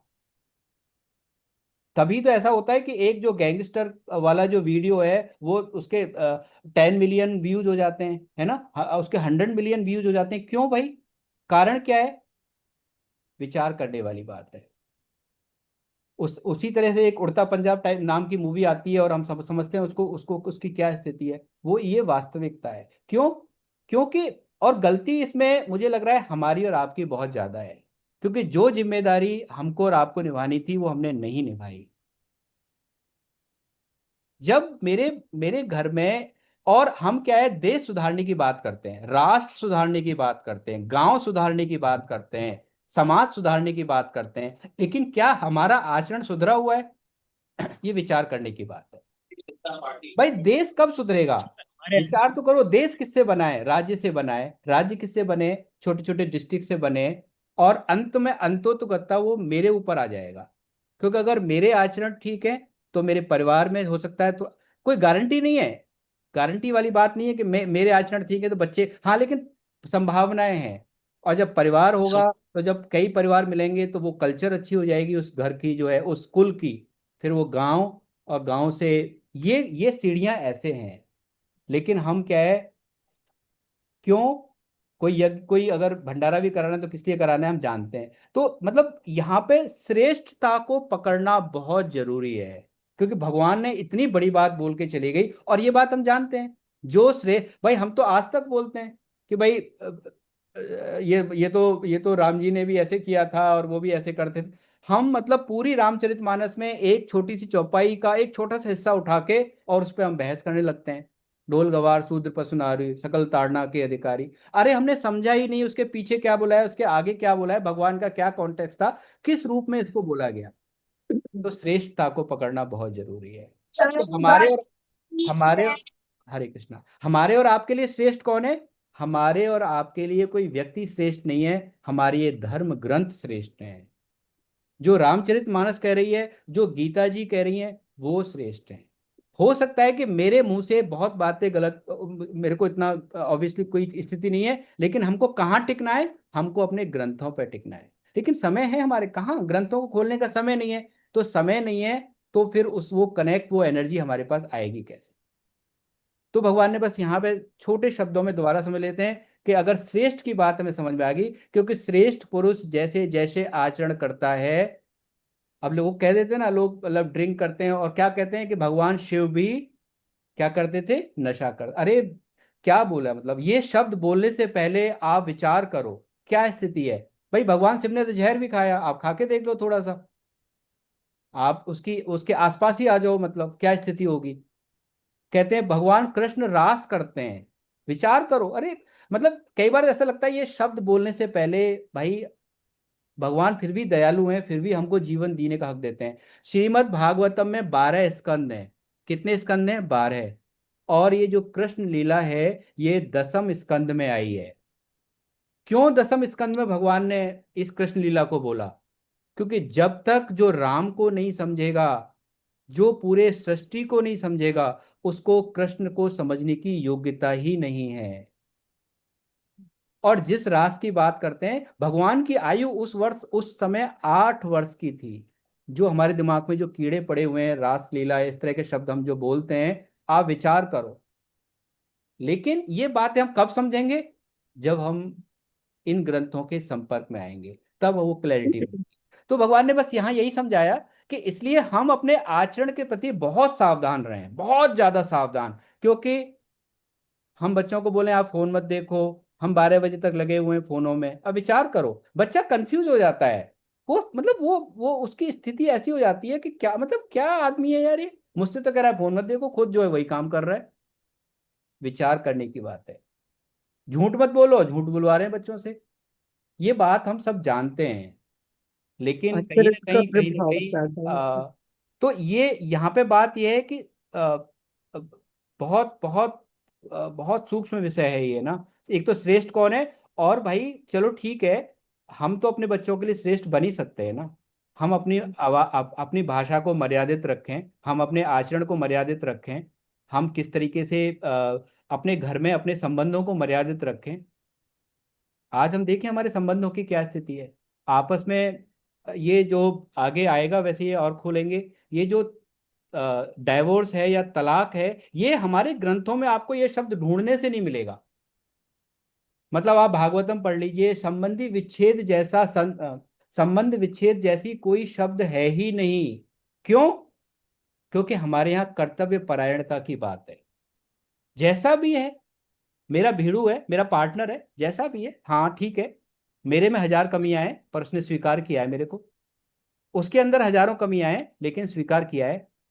और एक बात और भगवान यहाँ कहते हैं कि इससे अच्छा हमको इस जीवन में मिल नहीं सकता था। जो सबसे बेस्ट है ना, जो सबसे बेस्ट है वो रैंक, उस रैंक के हिसाब खाना खा से सबसे अच्छा पार्टनर हमको दिया भगवान ने। लेकिन क्या हम ऐसा आचरण करते? नहीं। मुझे समझ में नहीं आया। 1 2 4 महीने देखें हमारी स्थिति क्या है परिवारों की। क्या गीता हमको यहाँ पे सहारा देती है? हाँ सहारा देती है। भगवान कहते हैं तू अपना कर्तव्य क्रम, धर्मो रक्षति रक्षत, तू धर्म की रक्षा कर, धर्म पूर्वक जीवन कर, मैं तेरे पीछे खड़ा हूं। और हमने अपने जीवन में कई बार देखा भी होगा इस तरह की स्थिति कि किस तरीके से ये इसको क्रॉस करते हैं। तो भगवान ने यहाँ पे आगे और भी इसको बहुत खोलेंगे भगवान। लेकिन यहाँ जो अपने काम की जो बात है कि एक तो श्रेष्ठ मनुष्य कौन है, इसको अंडरलाइन करें। दूसरा आचरण, हमारा स्वयं का आचरण जो है वो बहुत वैल्यू करता है। देखिए क्या है कि बोलने के लिए बहुत कुछ मुंह से निकल जाता है। बहुत कुछ ऐसे लोग बहुत मिल जाएंगे जो दूसरों को उपदेश देते हैं। रावण ने भी बड़ा शानदार उपदेश दिया था। जब सारे बच्चे मर गए थे, मंदोदरी रो रही थी, तो रावण ने बड़ा शानदार उपदेश दिया है, अरे क्यों रोते हो, ये सब मोह माया है। आगे समझते हैं। इसीलिए हमको किसी के उपदेश पे न जाके उसकी बात को पकड़ना है, ग्रंथ की बात को पकड़ना है। हरे कृष्णा। सर लीजिए अगला श्लोक 22 23 ले लीजिए। हरे कृष्ण। हरे कृष्ण। 22 23 24 ये तीनों लीजिए सर। राजन जी शायद आपने हैंड रेज किया था, आप ले लीजिए please. Hare Krishna sir. Sir Hare हरे कृष्ण, प्रणाम आप। प्रणाम सर। हिंदी पढ़ दीजिए सर, आप हिंदी पढ़ दीजिए। जी सर। न मे पार्थास्ते कर्तव्यम त्रिषु लोकेषु किंचन नानवाप्तम वाप्तव्यम वर्त एव च कर्मणि यदि हेयम न वर्तेयम जातु कर्मण्य तंद्रित मम वर्तमानुवर्तन्ते मनुष्याः पार्थ सर्वशः उत्सीदेयुरिमे लोका न कुर्याम कर्म चेदहम शंकरस्य च कर्ता श्यामुपहन्यामि माह प्रजाः। हे पार्थ, मुझे तीनों लोकों में न तो कुछ कर्तव्य है और न कोई प्राप्त करने योग्य वस्तु अप्राप्त है। फिर भी मैं कर्तव्य कर्म में ही लगा रहता हूँ, क्योंकि हे पार्थ, अगर मैं किसी सावधान होकर कर्तव्य कर्म न करूं तो बड़ी हानि हो जाए, क्योंकि मनुष्य सब प्रकार से मेरे ही मार्ग का अनुसरण करते हैं। यदि मैं कर्म न करूं तो ये सब मनुष्य नष्ट भ्रष्ट हो जाए और मैं वर्ण संकरता को करने वाला हूं तथा इस समस्त प्रजा को नष्ट करने वाला बनूं। हरे कृष्णा। हरे कृष्णा सर, बहुत प्रणाम आपको, बहुत सुंदर पढ़ा आपने सर। तो यहाँ पे देखो, एक तरीके से भगवान ने आज रहस्य उद्घाटन कर दिया और अपने आप को एक तरीके से प्रकट कर दिया है। क्या कह रहे हैं कि पार्थ तू मुझे देख, राइट। अब तीनों लोकों में ये सारी सृष्टि मेरी बनाई हुई है, ये सारा गैलेक्सी, सारे जो भी तू देख रहा है वो सब मेरा बनाया हुआ है। लेकिन फिर भी क्या है कि जो कर्तव्य कर्म है वो क्या है, जो भी मुझे मिलता है मैं उसको, जैसा मुझे मिलता है उसको मैं करता हूँ, राइट। आज भी तो भगवान सारथी बने हुए हैं ना अर्जुन जी के। क्या उनको आवश्यकता थी? नहीं। हम देखते हैं ना, ये जस्ट पहले एक राजसूय यज्ञ युधिष्ठिर जी ने किया है, और वहां पे भगवान ने क्या किया? पतले उठाई हैं, पतले उठाई हैं, है ना। तो भगवान यहाँ पे यही कह रहे हैं कि भाई मेरे लिए तो कुछ भी करना न करना, मेरे को फर्क नहीं पड़ता। अगर मैं नहीं भी करूंगा तो दैट्स ओके, तो भी जो है मेरे को ज्यादा फर्क नहीं पड़ेगा, जैसे सूर्य भगवान। लेकिन फिर भी राइट, फिर भी क्या आप विचार करो कि क्या दुष्टों का नाश करने के लिए भगवान को अवतार लेने की आवश्यकता है? भाई जिसने पूरी सृष्टि बना दी, राइट, क्या वो एक रावण को मारने के लिए उसके एक आप सोचो उसकी क्या स्थिति होगी। उसको उनको उनको अवतार लेना पड़ेगा? नहीं। वो तो सिर्फ एक इसको आगे आगे समझेंगे और अच्छे तरीके से। तो और आगे क्या बोला भगवान ने, एक अच्छी बात बोली कि अगर मैं कर्तव्य कर्म ना करूं तो लोग क्या है, वर्ण संकरता को प्राप्त हो जाए। अब ये वर्ण संकरता शब्द क्या बोला है भगवान ने, है ना, कि और क्या है कि जब सब प्रकार से मेरे, क्योंकि सब लोग मेरे को श्रेष्ठ मानते हैं, भाई जो राजा है राजा को सब श्रेष्ठ मानते हैं। और अगर राजा कहते हैं ना, यथा राजा तथा प्रजा, भाई राजा अगर जो है उसके आचरण अगर श्रेष्ठ नहीं होंगे तो प्रजा बिल्कुल वैसा ही जनरली फॉलो करती है। हम देख लें किसी भी आज की डेट में भी ये बात बिल्कुल जिस जिस राज्य में जिस जिस तरीके की सरकारें होती हैं, और मोस्टली वहाँ का जो कल्चर है या पूरा का पूरा एक एनवायरनमेंट है वैसा ही क्रिएट हो जाता है। आप किसी भी राज्य का एग्जांपल हम ले सकते हैं, राइट। आज से पहले अब सनातन धर्म की बात करना, राइट, एक एक बहुत बड़ा ऐसा माना जाता था मोदी जी से पहले कि भाई ये सनातन धर्म की बात क्यों की जा रही है, क्योंकि अब पॉलिसी अलग थी। लेकिन जब एक ऐसा राजा आया जो त्रिपुंड लगा के इंटरनेशनल मीडिया के सामने जाता है, तो इंटरनेशनल मीडिया में अचानक से चर्चा शुरू हो जाती है। क्या चर्चा होती है कि भाई ये क्या है, एक प्रैक्टिसिंग बंदा है, ये केवल मानता ही नहीं है जबकि इन चीजों को फॉलो करता है। तो उसी तरीके से, और अगर वो कह रहे अगर मैं ये ना करूं तो क्या हो जाए, पूरा वर्ण संकर, वर्ण संकरता का मतलब क्या है यहाँ पे, बहुत ध्यान समझने की बहुत सूक्ष्म विषय है, स्वामी जी ने इसे खोला है। यहाँ वर्ण संकरता का मतलब सत और असत से है, राइट। तो अगर क्योंकि अगर मेरे आचरण ठीक नहीं होंगे तो वो कर्म विधान से वो व्यक्ति कहाँ होगा, वो कर्म विधान से वो इस पूरे के पूरे जिस सत तत्व की तरफ वो चलना चाह रहा है उस सत तत्व की तरफ वो नहीं चल पाएगा।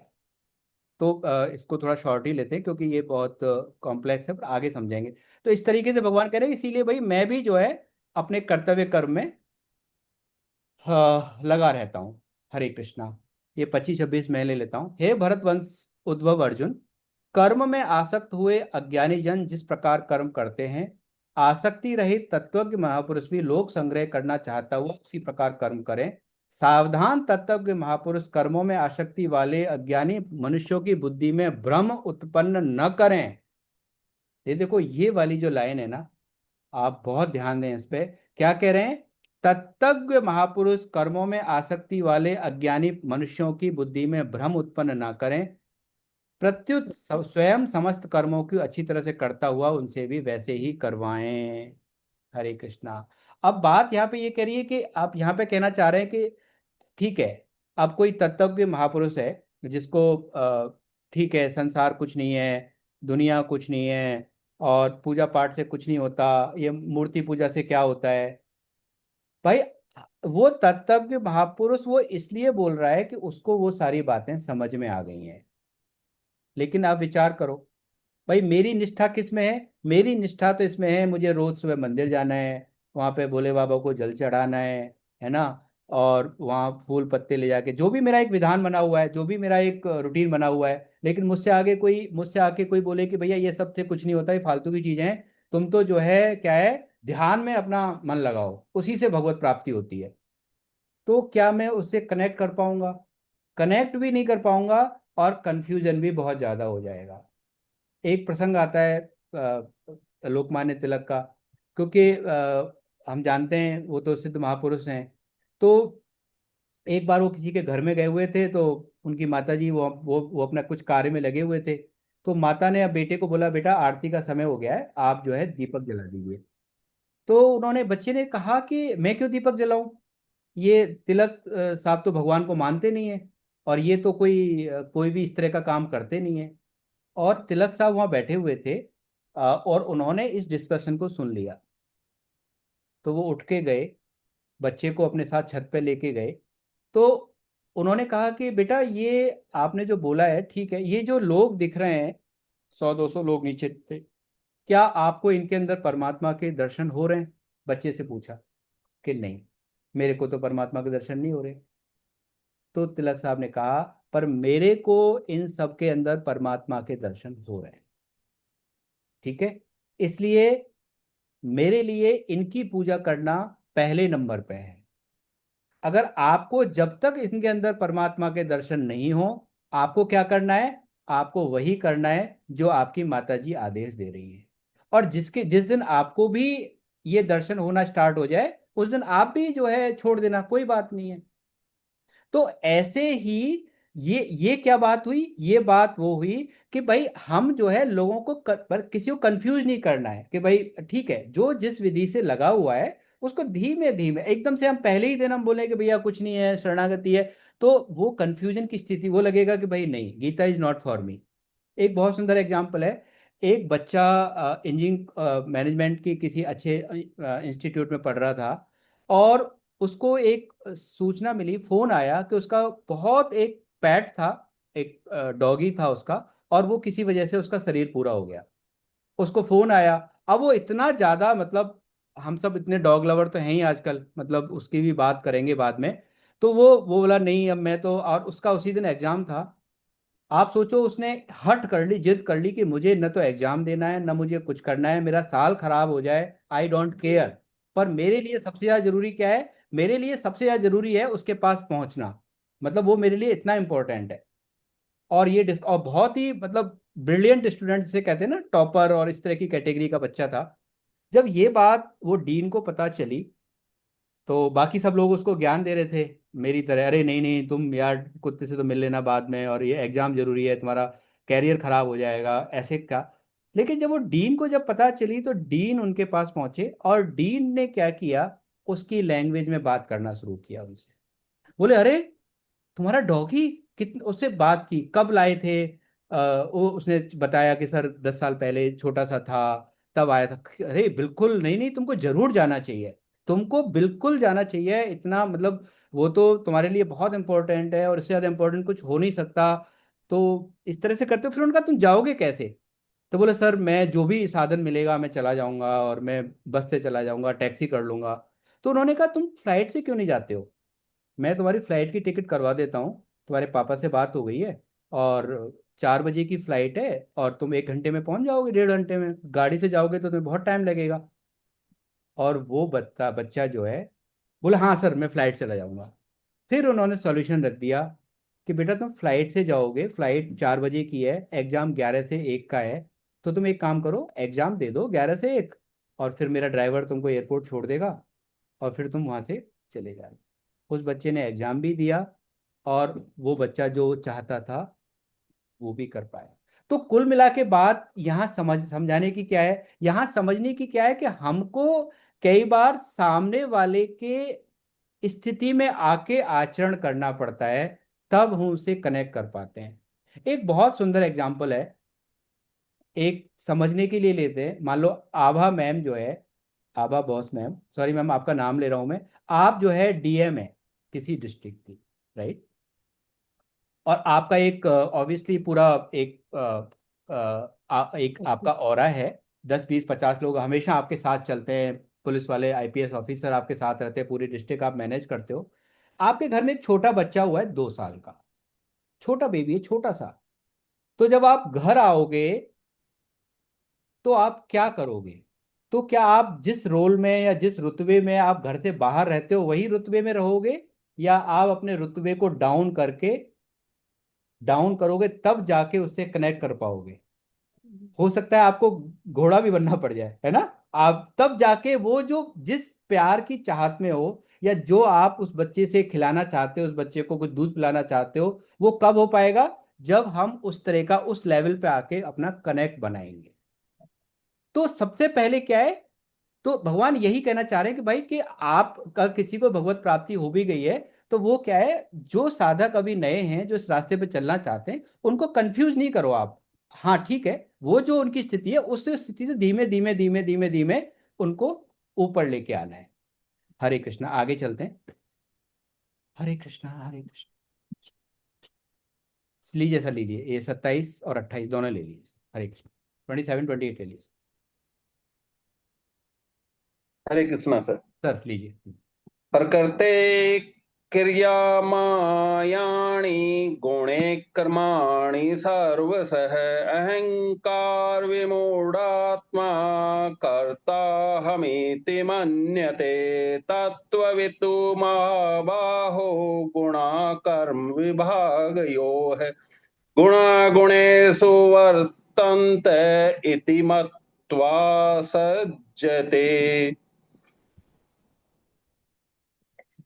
प्रकृति जन्य गुणों से अत्यंत मोहित हुए अज्ञानी मनुष्य गुणों और कर्मों में आसक्त रहते हैं। उन पूर्णतया न समझने वाले मंद बुद्धि अज्ञानियों को पूर्णतया जानने वाला ज्ञानी मनुष्य विचलित न करे।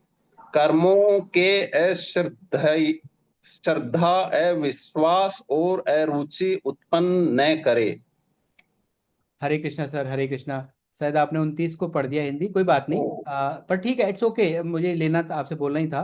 28 को लेता हूँ। परंतु हे महाबाहो, गुण विभाग और कर्म विभाग को तत्व से जानने वाला महापुरुष संपूर्ण गुण ही गुणों में बरत रहे हैं ऐसा मानकर उसमें आसक्त नहीं होता। इसको थोड़ा समझ लेते हैं 2 मिनट के लिए। तो 2 बातें की भगवान ने, एक गुण विभाग बोला है और एक कर्म विभाग बोला है। गुण विभाग क्या है? गुण गुण हम समझ चुके हैं, 3 तरह के गुण होते हैं, सत रज और तम, राइट? और सतरज तम, ये जो 3 गुण हैं, सतोगुण तमोगुण और रजोगुण, ये जो 3 तरीके की एनर्जी हैं, let's understand in a different perspective. ये क्या है? 3 तरीके की एनर्जी हैं, राइट? ये 3 तरह की एनर्जी जब हमारे इंद्रिय से इनका जब कनेक्शन बनता है तो वो कुछ एक्शंस लेती हैं, राइट? वो जो, तो ये जो पूरा का पूरा एक ग्रुप है जिसमें क्या क्या आ गए, जिसमें 3 गुण आ गए और आपके सारे विषय आ गए। इसको क्या बोला भगवान ने? उसको बोला गुण विभाग, राइट? आपकी आपकी आपकी क्वालिटीज, आपके जो पूरी की पूरी किस तरीके की आपकी क्वालिटीज हैं, उसको किसमें, भाई आप सतोगुणी हो तो सारे गुण आपके कैसे होंगे? लगभग सतोगुण ज्यादा होगा। और इनसे जो एक्शंस हो रहे हैं, इनसे जो एक्शन हो रहे हैं उसको क्या बोला? कर्म विभाग। अब ये, लेकिन आप देखो जितनी भी बातें हम की हैं, ये सब किस में आता है? ये प्रकृति के राज्य में आता है, ये संसार के राज्य में आता है। इसमें जो हम हैं, जो ईश्वर का अंश है, जो चेतन है, जो सत्य है, जो अविनाशी है, उसका कोई रोल नहीं है। ये बात समझ में आ गई? जब कोई रोल नहीं है तो भगवान क्या कह रहे हैं कि जो इस बात को जान गया उसको क्या बोला भगवान ने? महापुरुष, राइट? वो पुरुष जो इस बात को जान गया कि गुण विभाग और कर्म विभाग से ही सारे एक्शंस हो रहे हैं। अब उसमें क्या हो रहा है? वो गुण ही गुणों में बरत रहे। ये इतना कॉम्प्लेक्स श्लोक है कि इसको मुझे लग रहा है कि हमें धीमे धीमे समझ में आएगा। ये बस भगवान की शरण में जाके ही थोड़ा ज्यादा समझ में आता है, धीमे धीमे आता है कि गुण ही गुणों में बरत रहे हैं। इसका कहने का मतलब है कि जो हमारा असली स्वरूप है अविनाशी, राइट, उसका कोई रोल नहीं है। समझने के लिए सूर्य भगवान के एग्जाम्पल से थोड़ा ज्यादा अच्छे समझ में आता है कि सूर्य भगवान अगर चेतन है, उनके प्रकाश में बहुत सारे एक्टिविटीज हो रही हैं, पूरी सृष्टि चल रही है, राइट, पूरी पूरा पूरा पूरा अर्थ रोटेट हो रहा है, सब कुछ हो रहा है, लेकिन उनको किसी भी बात से न तो शुभ कर्म और न अशुभ कर्म, उन्हें कोई फर्क नहीं पड़ता। तो ये बात है इसमें, इसलिए कहा गुण ही गुणों में बरत रहे हैं। हरे कृष्णा। आगे भगवान ने क्या कहा 29 में कि प्रकृतिजन गुणों से अत्यंत मोहित हुए ज्ञानी मनुष्य गुणों और कर्मों में, हाँ अब ये बात कर रहे हैं दूसरे वाली बात कि भाई कि जो मनुष्य इस बात को हम नहीं समझ, उनको क्या बोला, मंद बुद्धि। यहाँ मंद बुद्धि का मतलब पागल से नहीं है, उनसे नहीं है जिसकी बुद्धि नहीं काम करती है, नहीं, उसको मंद बुद्धि नहीं है। यहाँ पे मंद बुद्धि कौन है? वो यहाँ पे मंद बुद्धि भगवान बोल रहे हैं जिसका विवेक जागृत नहीं है, जो मनुष्य होते हुए भी आचरण कैसा है, पशुवत जैसा है।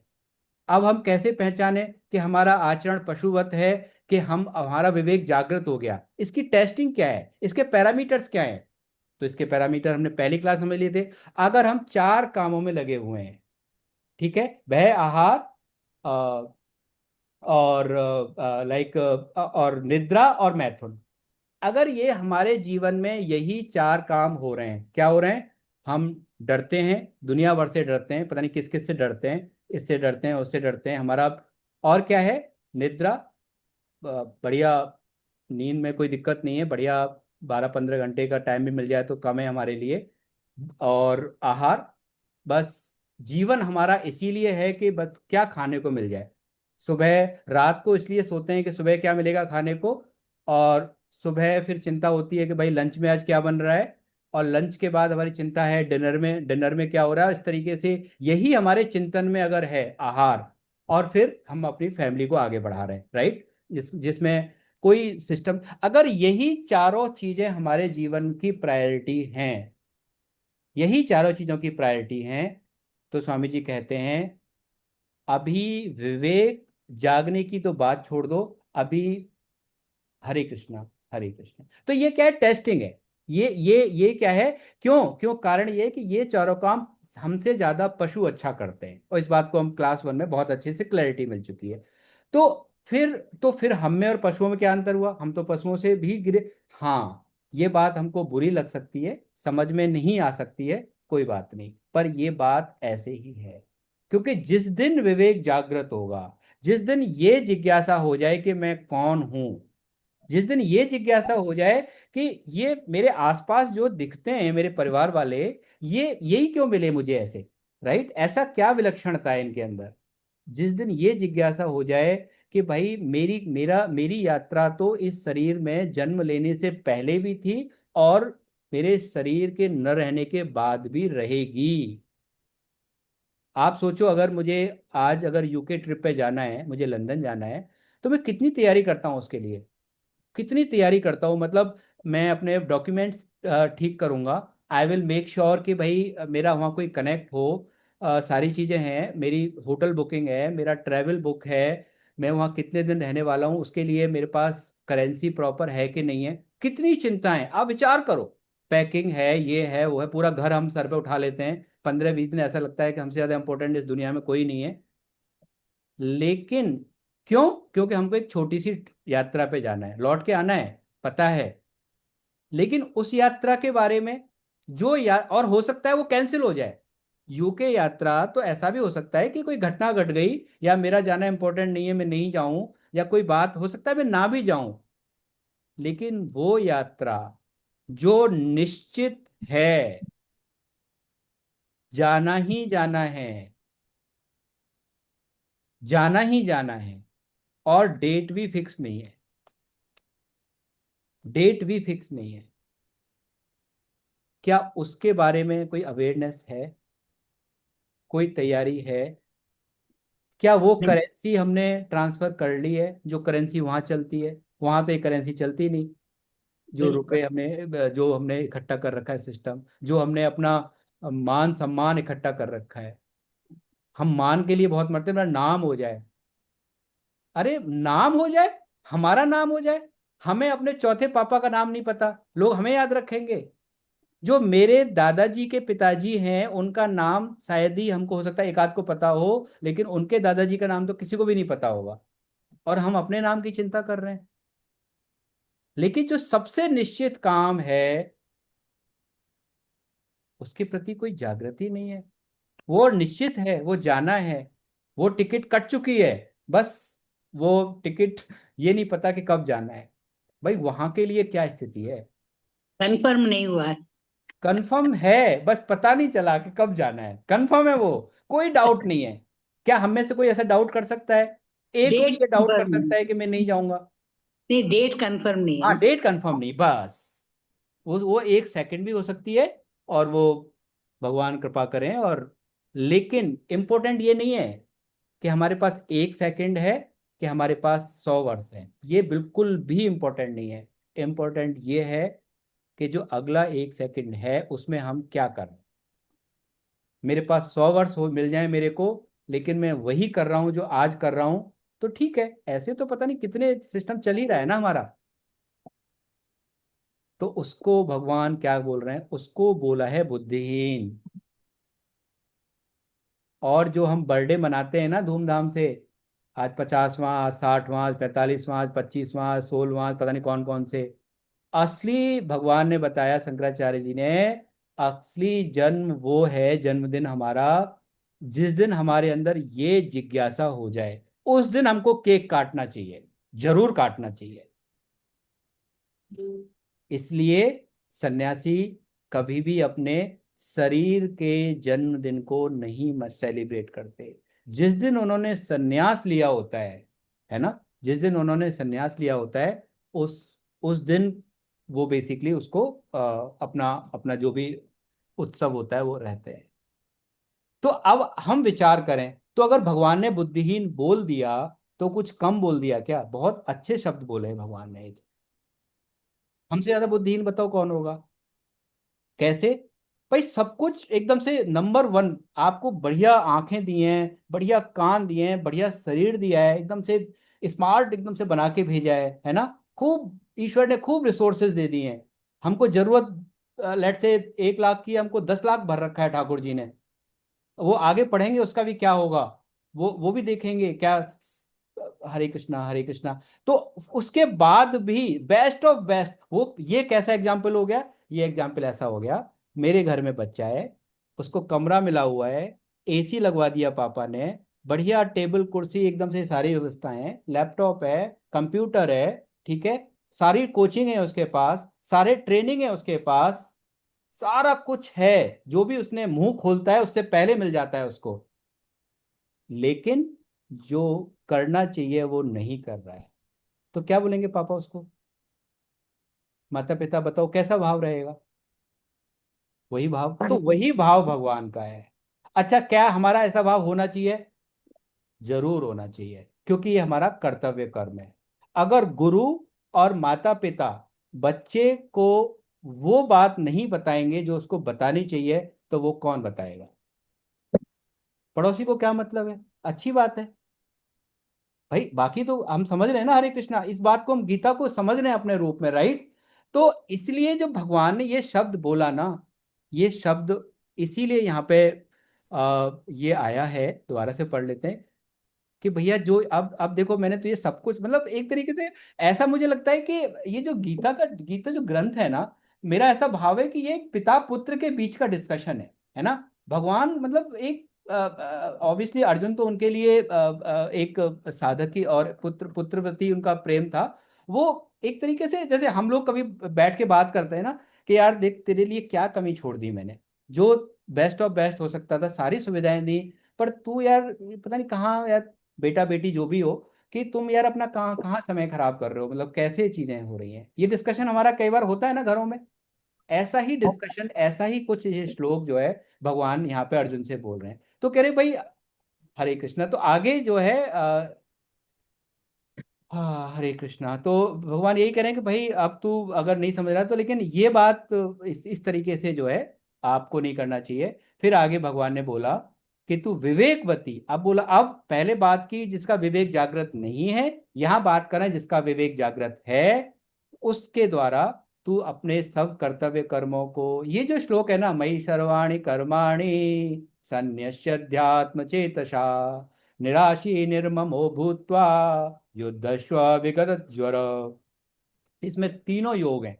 इसमें भक्ति योग भी है, इसमें ज्ञान योग भी है, इसमें कर्म योग भी है। क्या भक्ति योग क्या है कि तू सर्वाणि कर्माणि मयि सर्वाणि, किसको अर्पित कर, तू मेरे को अर्पित कर दे। और कैसे कर, विवेक बुद्धि बुद्धि, ये हमारा ज्ञान योग हो गया। और क्योंकि कर्तव्य कर्मों को हम अर्पण कर रहे हैं तो क्या हो जा, ये हमारा कर्म योग हो गया। अच्छा, अब क्या करें, कामना रहित, ममता रहित और संताप रहित होकर। अब देखो एक बड़ी सूक्ष्म बात है जो स्वामी जी ने पकड़ी और स्वामी जी ने हमें समझाई।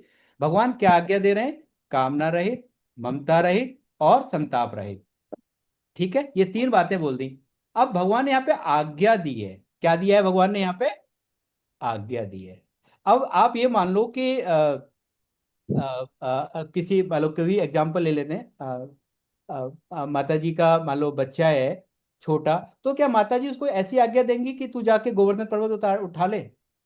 विचार करने वाली बात है। 2 साल का बच्चा है, 3 साल का बच्चा है, हम उससे क्या आज्ञा देंगे? भाई यही आज्ञा देंगे कि वो पेपर उठा ला, या फिर छोटा मोटा जो काम हो। तो मतलब क्या है, माता पिता क्या आज्ञा देंगे, जिस काम को वो करने में समर्थ है उसके ऊपर तो आज्ञा देना, मतलब ये बात आप मान लो कि फिर वो माता पिता नहीं कुछ और ही है, राइट? तो अगर हमें भगवान, इसका मतलब जो भी आज्ञा दे रहे हैं वो हमारी कैपेसिटी के अंदर आता है। तो यहाँ पकड़ने वाली बात क्या है, स्वामी जी ने क्या समझाया, और जो कि बड़ा विलक्षण है कि अगर वैसे तो कामना ममता आसक्ति को हम बहुत, वो है ही, वो है ही बहुत कॉम्प्लेक्स, राइट, उसको समझना। लेकिन अगर भगवान ने आज्ञा दी है, इसका मतलब ये डूएबल है, राइट। अगर भगवान कोई बात बोल रहे हैं कि तू इसको छोड़ दे, मतलब वो छोड़ी जा सकती है, वो हमारी कैपेसिटी के अंदर है। हरे कृष्णा, आगे ले लेते हैं। हरे कृष्णा हरे कृष्णा हरे कृष्णा। चल लीजिए, आगे ले लीजिए 31 और 32। हाँ सर, 31-32 ले लीजिए। हरे कृष्णा। हरे कृष्णा। सर लीजिए। ये मे मतमिदं नित्य मनुतिष्ठन्ति मानवा श्रद्धावन्तो न सूयन्तो मुच्यन्ते तेऽपि कर्मभिः ये त्वे सदभ्यसूयन्तो नानुतिष्ठन्ति मे मतम् सर्वज्ञान विमूढांस्तान् विद्धि नष्टा न चेतस। जो मनुष्य दोष दृष्टि से रहित होकर श्रद्धा पूर्वक मेरे इस मत का सदा अनुसरण करते हैं, वे भी कर्मों के बंधन से मुक्त हो जाते हैं। परंतु जो मनुष्य मेरे इस मत में दोष दृष्टि करते हुए इसका अनुष्ठान नहीं करते, उन संपूर्ण ज्ञानों में मोहित और अविवेकी मनुष्यों को नष्ट हुए ही समझो, अर्थात उनका पतन ही होता है। हरे कृष्ण। सर 34 तक पढ़ दीजिए प्लीज, है ना, 34 तक कर दीजिए जी। सदृशं चेष्टते स्वस्य प्रकृतेर्ज्ञानवानपि प्रकृतिं यान्ति भूतानि निग्रह किं करिष्यति इन्द्रियस्येन्द्रियर्थार्थे रागद्वेषो व्यवस्थितो योर्न वशमागच्छेत् तौ हस्ते परिपन्थनो। अर्थ ले लेते हैं सर। संपूर्ण प्राणी प्रकृति को प्राप्त होते हैं, ज्ञानी महापुरुष भी अपनी प्रकृति के अनुसार चेष्टा करता है, फिर इसमें किसी का हट क्या करेगा। इंद्रिय के अर्थ में मनुष्य के राग और द्वेष व्यवस्था से स्थित हैं। मनुष्य को उन दोनों के वश में नहीं होना चाहिए, क्योंकि वे दोनों ही परमार्थिक मार्ग में विघ्न डालने वाले शत्रु हैं। हरे कृष्णा। हरे कृष्णा हरे कृष्णा। बहुत प्रणाम सर आपको, बहुत वंदन आपको। आदरणीय मनोहर सर, इसके बाद आप भक्त चरित्र ले लीजिएगा, है ना, स्वामी जी का चरित्र आप लेंगे आज, तो इसके बाद आप ले लीजिएगा। और हम थोड़ा सा पीछे चल रहे हैं, बाकी जगह चौथा अध्याय शुरू हो चुका है। कोई बात नहीं, पर हम थोड़ा समझते हुए लेंगे चीज़ों को। तो यहाँ पे भगवान ने क्या बताया कि परंतु जो मनुष्य मेरे मत इस मत में दोष दृष्टि करते हुए अनुष्ठान नहीं करते, उन संपूर्ण ज्ञानों से मोहित अविवेकी मनुष्यों को नष्ट हुए ही समझो। तो भगवान यहाँ पे दूसरी भाषा बोल रहे हैं, राइट। पहली भाषा क्या बोली भगवान ने? पहली भाषा भगवान ने प्यार की बोली, राइट। भाई देख, मैंने तुझे सब कुछ दिया है, तू अब कम से कम चेत जा, है ना, अपने उस बात को समझ। जब वो वाली बात से बात, क्योंकि अर्जुन तो अभी कूं कहाँ कुछ कर नहीं रहे, हमारी तरह हम भी बिल्कुल ढीठ बन के बैठे होते हैं कैसे कई बार जो है माता पिता के सामने जो है। तो भगवान ने दूसरी लैंग्वेज बोली यहाँ पे कि भाई अगर मेरी इस बात को जो बात समझाई, तो आप क्यों आपको इस बात को न समझने का कारण क्या है? उसका कारण ये कि हो सकता है बहुत सारी बातें हमारे दिमाग में ऐसी बैठी हुई हैं जो उस बात को मानने से हमको रोक रही हो, राइट। बहुत तरह के ज्ञान हो सकते हैं, हो सकता है हम किसी पंथ को फॉलो करते हैं, पता नहीं कहाँ कहाँ क्या क्या हमारे दिमाग में जो कचरा बैठा हुआ है। तो कह रहे हैं, अगर भाई वो नहीं करेगा तो तू अपना पतन ही समझ। पतन से यहाँ मतलब क्या है? पतन से यहाँ मतलब केवल भगवान से विमुखता है। पतन से मतलब यहाँ पे बिल्कुल ये नहीं है कि भाई भगवान कुछ उसको दंड देते, नहीं। दंड तो हमको हमारे कर्म विधान से ही मिलता है, राइट। अगला सर ने पढ़ा, परंतु संपूर्ण प्राणी प्रकृति को प्राप्त होते हैं, ज्ञानी महापुरुष भी अपनी प्रकृति के अनुसार ही चेष्टा करते हैं। तो इसमें फिर कोई हट क्या करे? हो कितनी बड़ी बात, ये बात बिल्कुल वही है जो हमने पहले समझी थी कि सारे के सारे जो प्राणियों, जो हमारा जो भी हमारी चेष्टाएं हो रही हैं वो कहाँ पे हो रही हैं? वो प्रकृति के राज्य में हो रही हैं। जितनी भी चेष्टाएं, जब प्रकृति के राज्य में ही चेष्टा हो रही है, तो बस अंतर सिर्फ इतना है कि जो तत्वों के महापुरुष में जो ज्ञानी हैं वो इस बात को जानते हैं, और हम और आप इस बात को जानना तो छोड़ दीजिए, इस बात का हमें एहसास भी नहीं है। वो एहसास क्यों नहीं है, वो आगे भगवान उसको क्लियर करेंगे। आगे, इंद्रिय के अर्थ में इंद्रिय के प्रत्येक विषय मनुष्य के राग और द्वेष व्यवस्था से अनुकूलता और प्रतिकूलता को लेकर स्थित हैं। देखो ये जो बात है ना, ये जो श्लोक है 34, ये ये बहुत विलक्षण है। अब इसको थोड़ा सा चर्चा 2 मिनट करते हैं। अब भगवान यहाँ पे क्या बोल रहे हैं कि हमें क्या लगता है कि हमको विषय और पदार्थों ने बांधा हुआ है, राइट। हरे कृष्णा, इस पर थोड़ा सा हम ध्यान दे देंगे, थोड़ा सा कॉम्प्लेक्स है समझने के लिए। हमें क्या लगता है कि हमें विषय और पदार्थों ने पकड़ा हुआ है, राइट, हमको बांधा हुआ है। लेकिन भगवान कह रहे हैं कि वो बंधन कहीं और है। वो बंधन विषय और पदार्थों में नहीं है। एग्जाम्पल के लिए समझते हैं कि अगर हमारे अंदर अच्छे से अच्छा विषय हमको दिया जाए, राइट, लेकिन हो सकता है हम उसको रिजेक्ट कर दें। क्यों? क्योंकि वो हमको अच्छा नहीं लगता, या मतलब कोई अटैचमेंट ही नहीं है उससे। एक एग्जाम्पल के लिए, थोड़ा सा एग्जाम्पल तो रिलेवेंट नहीं है पर समझ में आएगा। लेट्स से जो नाइजीरियंस होते हैं, राइट, उनके यहाँ की अगर कोई सबसे स्मार्ट, कोई हैंडसम युवक हो वहाँ पे, वहाँ का स्मार्ट बच्चे, कोई जो सबसे बेस्ट जो आजकल शो होते हैं ब्यूटी कॉन्टेस्ट या मिस्टर एंड मिसेस वाले, वो मान लो वहाँ का बेस्ट पर्सन है, लेकिन अगर इंडिया के किसी नॉर्मल परिवार के बच्चे को बोला जाए कि भाई ये बच्चा आपके लिए ठीक है, वो उसको रिजेक्ट कर देगा। साउथ अफ्रीका और नाइजीरिया में उसके लिए लाइन लगी हुई है, राइट, हजारों लोग लाइन में खड़े हुए हैं उससे मिलने के लिए या उसको उसको पाने के लिए। लेकिन हम क्यों? क्योंकि हमारी दृष्टि में हमारे लिए एक जो मानक है या जो पैरामीटर है ब्यूटी का या जो भी कह लें, वो डिफरेंट है, राइट। तो अब यहाँ स्वामी जी ये भगवान ये समझाने की कोशिश कर रहे हैं कि जो अटैचमेंट है वो विषय और पदार्थ में नहीं है। वो किस में है? वो राग और द्वेष में है, राइट। हम किस चीज से अटैच हैं और हम किस चीज से डिटैच हैं, राइट। हमारा मन कहाँ अटका हुआ है उससे हमें फर्क पड़ता है कि उस विषय का क्या इम्पैक्ट हमारे ऊपर पड़ेगा।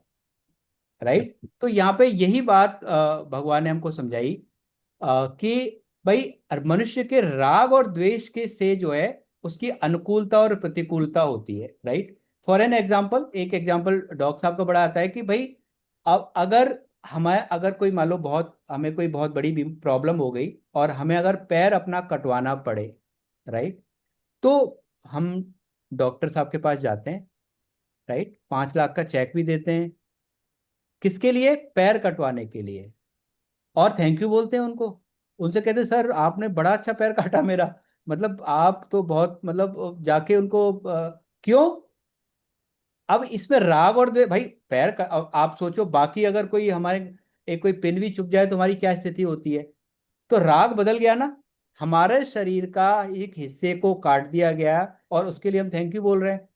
बिल्कुल।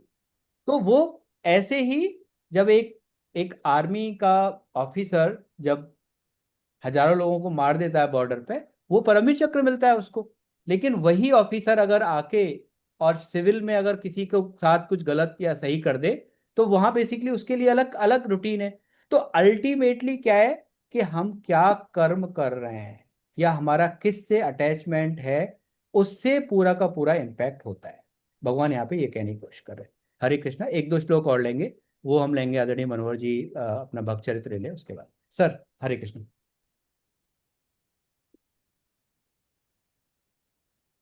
हरे कृष्ण।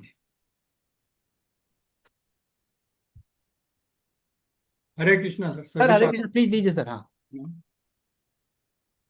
नारायण नमस्कृत्य नर चैव नरोत्तमं देवी सरस्वती व्यास ततो जय मुदीरते। भक्त भक्ति भगवंत गुरु चतुर नाम बपु एक, इनके पद वंदन किए नासत विघ्न अनेक। स्वामी राम सुखदास जी महाराज का लौकिक परिचय इस प्रकार है। नागौर राजस्थान के पास बसणु ग्राम में इनका जन्म हुआ था। माता संत जियाराम पर अनंत श्रद्धा रखती थी और राम राम नाम का जप सदैव करती रहती थी। बताते हैं उनकी ऐसी श्रद्धा थी कि एक बार उन्हें जलोदर का रोग हो गया।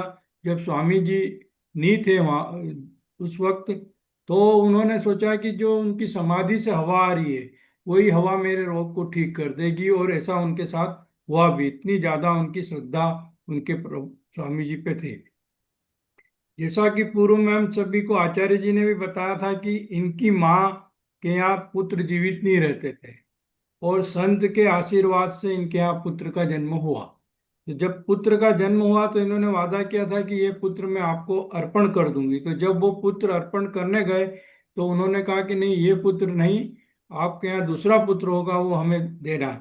और उस पुत्र का नाम उन्होंने आनंद रखा। जब उनसे कोई पूछता था तो वो कहते थे आनंद मेरे पास है और सुख मैंने संत को दे दिया। स्वामी राम सुखदी इसी प्रकार दूसरा पुत्र हुआ और यह पुत्र स्वामी राम सुखदी महाराज बने। अब स्वामी जी की बचपन में बड़ी विलक्षणा थी। जब भी वे बैठते थे तो आसन के रूप में कपड़ा बिछाकर बैठते थे। लोग उनसे पूछते थे कि सुखू तू यहाँ क्यों आया? तो वे कहते थे मैं भजन कराने आया हूँ। और बताते हैं उनको गीता के कई श्लोक कंठस्थ थे, लेकिन उन्हें यह नहीं पता था कि ये श्लोक गीता के हैं। ये सब उन्हें तब पता चला जब वो गुरु जी के संपर्क में आए। उनके संतों की संगत तो इनकी वाणी का इन पर विशेष प्रभाव पड़ता था। संत जियाराम जी के सिर पे एक चोट का गहरा निशान था, जो बताते थी कि यह त्रेता युग में रावण राम का जो युद्ध हुआ था उसमें एक साधारण वारण था और युद्ध के दौरान मुझे चोट लगी थी। संत जियाराम जी का शरीर पूरा हो गया। इनकी समाधि आज भी बीकानेर में है। जो साधक भगवान की भक्ति में प्रेम से लग जाता है तो भगवान तो दयालु है ही और दया करने को तत्पर रहते हैं। ऐसी ही कृपा के पात्र परम आदरणीय स्वामी जी बने। इन्हें गुरु की कृपा में प्रकांड विद्वान कनीराम जी मिले। कनीराम जी के शिष्य थे संस्कृत विद्वान दिगंबरानंद जी, जो स्वामी जी के शिक्षा गुरु बने। सारे वेद उपनिषद रामायण श्रीमद् भागवत गीता सभी का इन्होंने अध्ययन किया।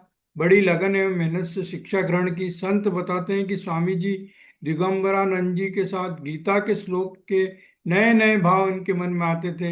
इस पर दिगंबरानंद जी का कहना होता था, यह भाव किसी प्रामाणिक टीका में नहीं लिखा है, अतः हमें गुरुजी अर्थात कनीराम जी से पूछ लेना चाहिए। तब दोनों गुरुजी के पास जाते और अपना भाव बताते। इसके पूर्व ही इनके गुरुजी समझ जाते और कहते, राम सुखदास ने जो कहा वह सब ठीक है, यह नया भाव है, आप इसे पंक्तिबद्ध कर लो। गुरुजी ने प्रेम से राम सुखदास नहीं राम सुखदेव कहते थे।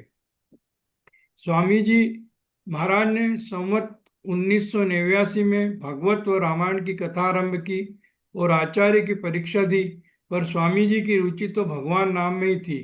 अब इनके साथी चिमनलाल गोस्वामी बन गए। दोनों वेद अध्ययन एवं आध्यात्मिक पढ़ाई करने में व्यस्त हो गए। इन दिनों कल्याण पत्रिका 4 रुपये वार्षिक शुल्क में निकलती थी। चिमनलाल जी एवं स्वामी जी ने व्यवस्थापकों से निवेदन किया कि हम विद्यार्थी हैं, हमें रियायत दर पर देने की कृपा करें। तब इन्हें 3 रुपये वार्षिक शुल्क पे कल्याण उपलब्ध होने लगा। अब ये उनमें छपने वाले लेखों में काफी प्रभावित होने लगे, खास तौर पर भाईजी महाराज एवं सेठ जी महाराज के लेखों पर। स्वामी जी पर सेठ जी महाराज के लेखों का अत्यंत प्रभाव पड़ा और मन में इच्छा हुई कि सेठ जी महाराज से भेंट की जाए। उनके लेख में लिखे भाव अनुभव जन्य थे। स्वामी जी के गुरु कनीराम जी का शरीर पूरा हो गया। अब स्वामी जी ने उनके उत्तरोत्तर कार्य पूर्ण कर निश्चय किया कि मुझे परम तत्व की प्राप्ति करना है, और इन्होंने कंचन कामिनी से पूरी तरह दूरी बना ली और सेठ जी से संपर्क करना चाहते थे, पर विडंबना यह थी कि वे किसी से रुपये मांगना नहीं चाहते थे। स्वामी जी ने कर्म योग, ज्ञान योग, भक्ति योग का पूरा अध्ययन किया था, पर वे भक्ति योग पर ही ज्यादा विश्वास करते थे। प्रभु कृपा से चिमनलाल जी ने कहा, मैं तुम्हें सेठ जी से मिलाने ऋषिकेश ले जाऊंगा। जब हम ऋषिकेश पहुंचे तो सेठ जी महाराज चुरू में चले गए थे और वहां बताया कि उनका कोई भरोसा नहीं कब आए। अब मिलने की लगन ऐसी लगी कि वहां उन्होंने चिमनलाल जी का एक सहपाठी मिला। उसने कहा, मैं चुरू जा रहा हूँ, आप लोग भी चलो। चिमनलाल जी तो नहीं आए, पर स्वामी जी उनके साथ चल पड़े। स्वामी जी को सेठ जी महाराज चुरू में भी नहीं मिले। स्वामी जी अब वहीं रुक गए एवं 4-5 दिन तक उन्होंने भिक्षाटन कर अपना गुजारा किया। जब सेठ जी महाराज चुरू उनकी हवेली में आए तो उनके परिकरों ने स्वामी जी के संबंध में बताया और बोला कि भिक्षाटन कर अभी चुरू में ही रह रहे हैं। सेठ जी ने उन्हें तलाश कर बुलाया। स्वामी जी ने लिखा कि सेठ जी महाराज उनसे अत्यंत प्रेम से मिले, जबकि मुझे अभिमान था कि मैं पढ़ा लिखा हूँ।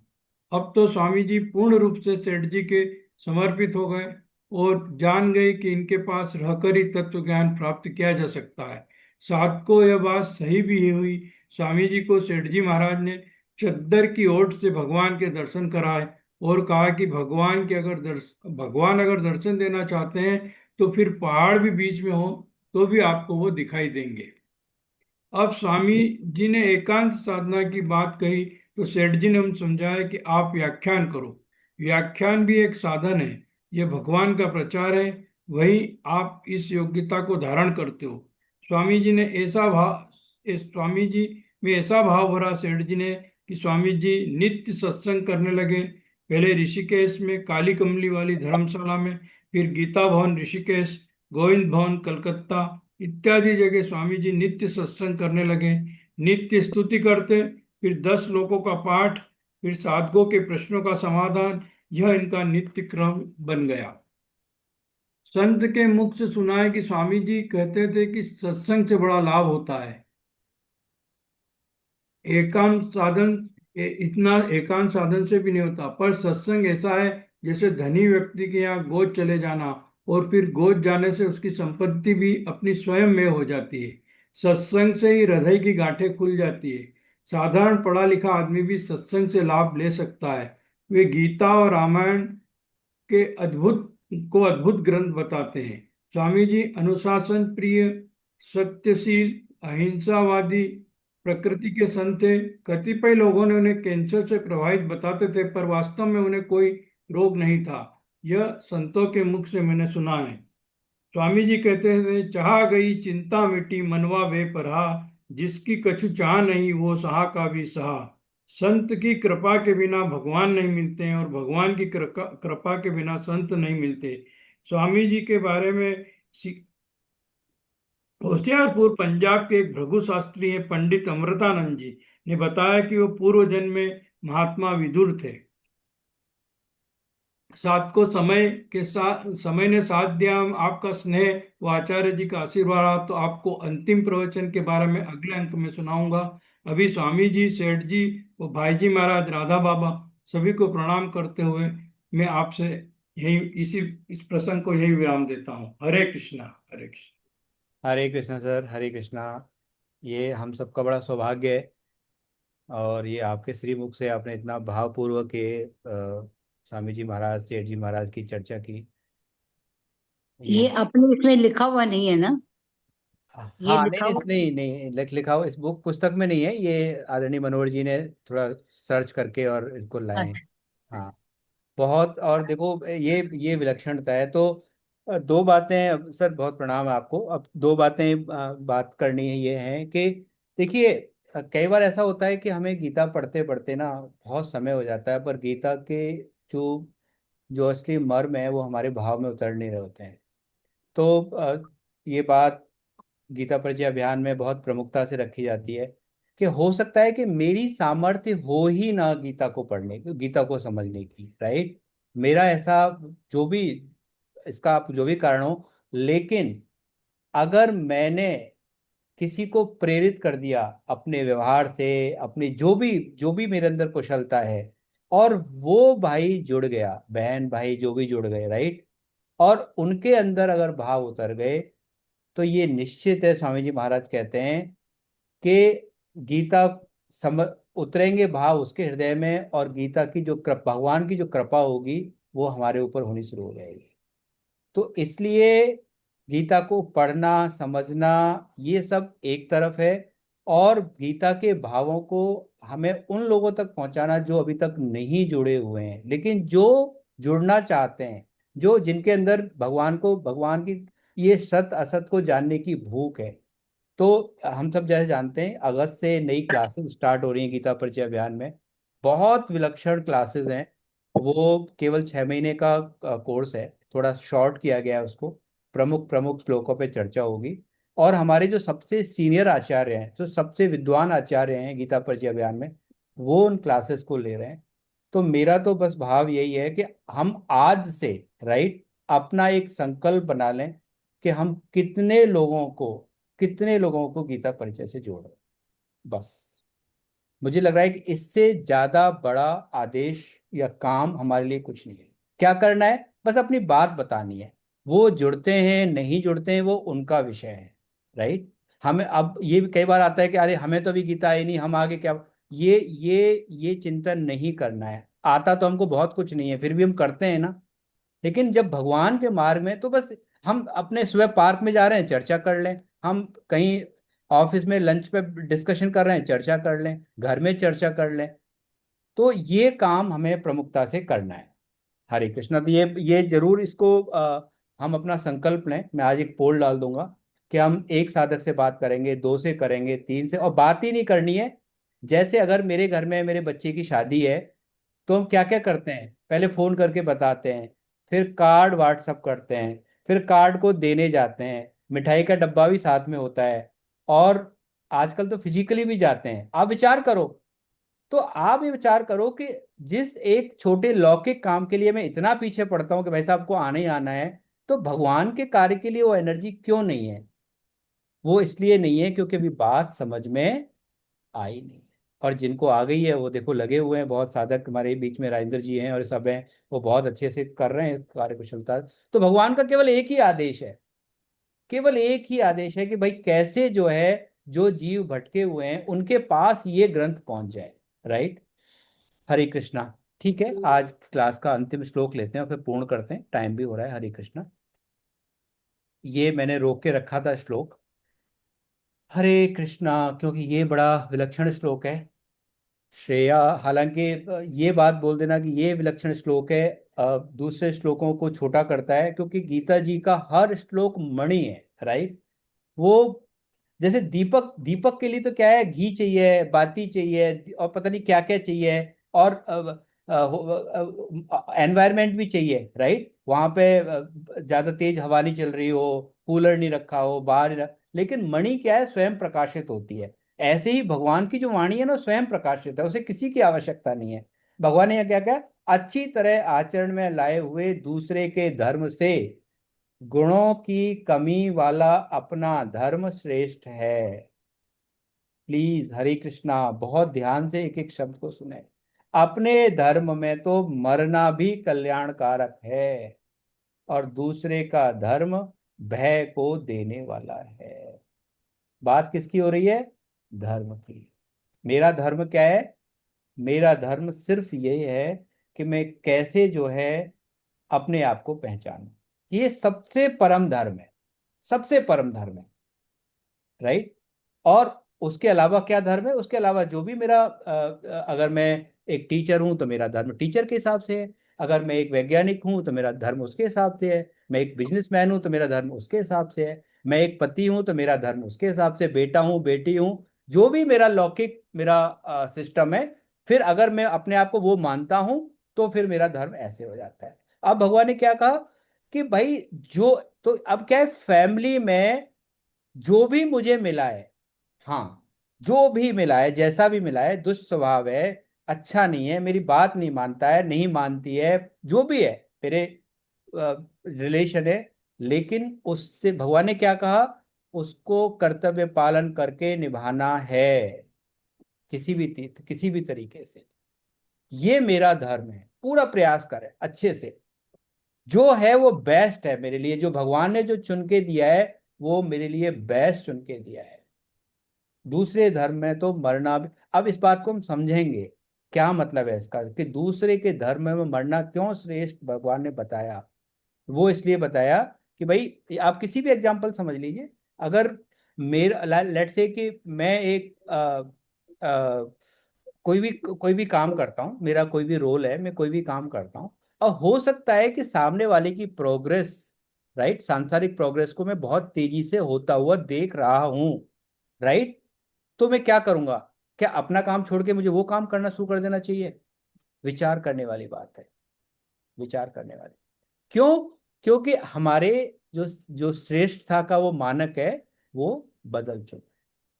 हाँ, स्किल सीखना है, ये सब चीजें बहुत जरूरी है, हमें जरूर करना चाहिए, लेकिन यहाँ भगवान धर्म की बात कर, राइट। अगर मेरा मेरा शास्त्र, मेरा धर्म, मेरा ग्रंथ जो मुझे आज्ञा देता है, मुझे उसको पालन करना है। दूसरा टोपी लगाता है, मुझे उससे कोई दिक्कत नहीं है, पर मैंने अपने चिन्ह क्यों छोड़े हुए हैं, इस बात पे हमको विचार करना है। मुझे क्यों शर्म आती है अपनी अपने ग्रंथ की बात करने में, अपनी चर्चा करने में, इस बात को विचार करने की बात है। मुझे अपने परिवार से ज्यादा दूसरे का परिवार क्यों भाई, अगर लौकिक व्यवहार में थोड़ा एग्जांपल दे तो ऐसा क्यों लगता है, राइट। दूसरों के गुण दिखते हैं लेकिन अपने परिवार के गुण मुझे क्यों नहीं दिखते हैं? अरे ठीक है, कमियां किस में नहीं है? अगर हम दूसरों के गुणों की बात कर रहे हैं तो अपनी बात करें, क्या मैं सर्वश्रेष्ठ हूँ? क्या मेरे अंदर कोई अवगुण नहीं है? तो भगवान सिर्फ यहां समझाने की कोशिश कर रहे हैं कि भाई भागने की जरूरत नहीं है, पलायन नहीं करना है, राइट। हमको जिस स्थिति में है वहां पे फाइट करनी है, वहां लड़ना है, वहां उठ के खड़ा होना है, अपने व्यवहार से दर्शाना है। ठीक है, कष्ट हैं, ठीक है, लेकिन उस कष्ट का, एक बात तो ये वाली बात है कि जो पहले भी चर्चा हुई थी, आगे भी चर्चा होगी, कि जितने ज्यादा जीवन में कष्ट हैं, भगवान सबसे ज्यादा हमारे पास उसी टाइम होते हैं। एग्जाम्पल के लिए, जब बच्चा ज्यादा रोता है तो माँ उसके सबसे निकट होती है। बच्चे का कोई बड़ा ऑपरेशन होता है, छोटा बच्चा है, तो माँ उसको सबसे पास में आके ऑब्जर्व करती है। बस अंतर इतना है कि वो हमको अभी एहसास नहीं होता, क्योंकि वो लेयर लगी हुई है। वो लेयर कौन सी लगी हुई है? वो लेयर हम कैसे दूर करेंगे? कैसे जो है हम भगवान को साक्षात अपने आगे, अपने साथ चलता हुआ देख सकते हैं? आदरणीय मनोहर जी जब राधा बाबा का प्रसंग लेंगे तो उसको सुनाएंगे कि कैसे राधा बाबा जो है नित्य भगवान का संग करते थे। तो बड़ा विलक्षण ये आगे है, आगे के श्लोकों में बड़ा भगवान ने खोला है कि कैसे जो है हमको चीजें जो है होते हुए भी नहीं दिखती हैं। कर्मयोग को समझेंगे, पूर्ण करेंगे अगली अगली क्लास में। हरे कृष्णा। थोड़ा टाइम हो गया तो पूर्ण करते हैं अब। हरे कृष्ण। अगर कोई प्रश्न है तो हम ले सकते हैं फटाफट से, वरना पूर्ण करते हैं। और देखिए, मेरे मेरे विचार से अगर हमारे मन में कोई शंका है, और मैं ऐसा नहीं मानता कि हमारे मन में प्रश्न नहीं होते, पर हमको हेसिटेट नहीं करना, ये नहीं सोचना कि भाई ऐसा प्रश्न है वैसा प्रश्न है, उसको पूछ लेना चाहिए।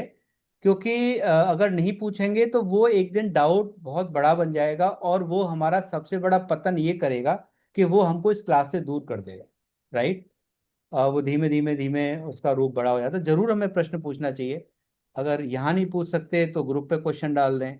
वो भी अगर लगता है ठीक नहीं तो आप मुझे कॉल कर सकते हैं, या किसी को भी कॉल कर लें जिसको हम लगता है कि भाई समझ में आ। लेकिन अपनी शंकाओं को दूर करें। ये वन ऑन वन, ये क्लासेस में एक एक श्लोक लेने का पर्पज ही ये है। वरना गीता तो बताओ कितनी जगह अवेलेबल है, राइट। कितने लोग पढ़ाते हैं, पढ़ते हैं, सुनते हैं, पर जरूर हम अपनी शंकाओं। हरे कृष्ण सर। रिंकू जी आप कुछ पूछ रहे थे? हरे कृष्ण। हरे कृष्णा सर। सर गुण ही गुणों को बरत रहे हैं, ये सर क्लियर नहीं हो पा रहा अभी। हरे कृष्णा, हरे कृष्णा। हाँ, ये क्लियर नहीं हो पाएगा, है ना। ये मैंने जब बताया तब भी क्लियर किया था। ये मैं दोबारा से एक एक लाइन में बोल देता हूँ, और फिर इसको थोड़ा सा और। अब गुण ही गुणों में देखो, दो विभाग बताए भगवान ने, कर्म विभाग और गुण विभाग। गुण कहाँ से जनरेट हो रहे हैं? गुण जनरेट हो रहे हैं सतोगुण, रजोगुण, तमोगुण। ये तीन तरीके की एनर्जीज हैं, राइट। जो कि ये एनर्जी से ही हमारा कोई ना कोई गुण है। जैसे लट से आपके अंदर सतोगुण अच्छा है तो आप अच्छा व्यवहार करते हो, या अच्छे से बात करते हो, अपना काम अच्छा करते हो। तमोगुण है तो अलग उस तरीके से आप तो अल्टीमेटली, और ये गुण कहां से प्रकट हुए हैं? ये गुण प्रकृति से आए हैं। ये गुण कहां से आए हैं? प्रकृति से आए हैं, नेचर से आए हैं। प्रकृति, राइट। वो समझाएंगे प्रकृति क्या है, भगवान 8वें अध्याय में समझाएंगे, 13वें अध्याय में भी। तो अब देखो, अब क्या हो गया, ये प्रकृति से गुण हुए, गुणों ने अपने अपने एक्शन किए, वो से पूरे का पूरा जो है कर्म कांड या शास्त्र विधान चल रहा है। लेकिन हम कौन है? Who we are. हम तो एक अविनाशी हैं, हमारे अंदर कोई परिवर्तन नहीं होता। हम कुछ कर नहीं रहे, हम केवल होते हुए देख रहे हैं इस पूरे सिस्टम को। तो गुण ही गुणों में बरत रहे, मतलब कि जितना भी एक्शन हो रहा है वो केवल प्रकृति के क्षेत्र में हो रहा है। क्योंकि हमने उससे अपना संबंध मान लिया है, तो हमको ऐसा लगता है कि ये इसके कर्ता धर्ता हम हैं। भगवान यहाँ पे कहना चाह रहे हैं कि हम कर, आज जैसे हम कैसे एग्जाम्पल है, हमारे हमारे यहाँ बच्चा हुआ तो हमें क्या लगता है? बच्चा हमारा बच्चा हुआ, राइट। हम गाड़ी गाड़ी लेके आए तो हम क्या बोलते हैं? हम गाड़ी लेके आए। हम भगवान की कृपा से खूब पैसे वाले, हम क्या कहते हैं? हम धनवान हो गए। लेकिन आप विचार करो ना, धनवान कौन हो रहा है? कौन हो रहा है धनवान? भाई उसको तो कोई मतलब ही नहीं है। ईश्वर अंश जीव अविनाशी, उसको आपके भाई आपको वो तो शरीर, तो ये प्रकृति हो रही है। एग्जैक्टली तो वो सारा का सारा एक्शन कहाँ हो रहा है? प्रकृति में हो रहा है। प्रकृति में तो हो। भगवान कहते हैं गुण ही गुणों में बरत रहे हैं। पर ये मैं सामर्थ्यवान नहीं हूँ इस श्लोक की व्याख्या पूरी तरह से करने में। ये भगवान कृपा करेंगे, और इसके लिए हमें भगवान से ही प्रार्थना करनी है, भगवान आप इस बात को और खोलो और समझाओ। ठीक है। आदरणीय राजेंद्र जी, आप कुछ और इसमें ऐड करना चाहें, या योगराज जी हैं या नरेंद्र भैया भी हैं, कुछ ऐड करना चाहें तो बिल्कुल कर सकते हैं। हरे कृष्णा। सबको और क्लैरिटी मिलेगी इससे। हरे कृष्ण। एक ये है आत्मा राम और इंदिरा राम, इसका क्या मतलब है? हाँ मैम, आत्मा राम हो गया। आत्मा राम जो अपनी आत्मा में रमण करता है, राइट। जिस जो जो इस बात को समझ चुका है कि ये सारा का सारा बिल्कुल प्रकृति का राज्य है, और इससे मेरा कोई लेना देना नहीं है, राइट। ये जो कुछ भी हो रहा है, ये आत्मा राम मतलब वो ईश्वर अंश जीव अविनाशी जिसकी हम बात करते हैं, उस तत्व को जो समझ चुका है, वो हो गया आत्मा राम। और इंद्रिय राम जो पूरी तरीके से केवल इस प्रकृति में ही जी रहा है। मेरा घर, मेरे बच्चे, मेरा भोजन, मैं अच्छा देख लूं, मैं बढ़िया खा लूं, बस मैं मतलब कि पूरा का पूरा उसने पूरे के पूरे संसार को ओढ़ा हुआ है। वो कौन हो गया? वो इंद्रिय राम हो गया, क्योंकि वो इंद्रियों में रमण कर रहा है। ये है दोनों का सत और असत, जो जिसका विवेक जागृत हो गया, एक लाइन में बोलूं तो जिसका विवेक जागृत हो गया वो आत्माराम, और जिसका विवेक जागृत नहीं है वो इंद्रिय राम। तो हम सब जो है इंद्रिय राम की कैटेगरी में ही है। क्षमा चाहता हूं अगर अदरवाइज है तो प्रणाम। हरे कृष्ण जी। हरे कृष्ण। ठीक है, नहीं है तो फिर पूर्ण करते हैं। हरे कृष्ण, हरे हरे कृष्ण, हरे कृष्ण। गोविंद जय जय गोपाल जय जय, गोविंद जय जय गोपाल गोपाल जय, जय जय, राधा रमण हरि गोविंद जय जय, राधा राधा रमण रमण हरि गोविंद जय जय, हाँ, राधा रमण हरि गोविंद जय, राधा रमण हरि गोविंद जय ओम जय। नाम संकीर्तनम यस्य सर्व सर्व पाप नाम संकीर्तनम यस्य सर्व पाप प्रणाशनम प्रणामो प्रणामो दुःख दुःख शमनम शमनः तं नमामि हरिं नमामि परम। हरिं। बोलो श्री बांके बिहारी लाल की जय, राधा जय रानी हो, सरकार की जय, श्याम जय जय सुंदर हो, महाराज की जय, स्वामी जी जय महाराज, हो, साधक संजीवनी की जय, जय आप जय हो। हो, ग्रंथ की जय। हरे कृष्णा।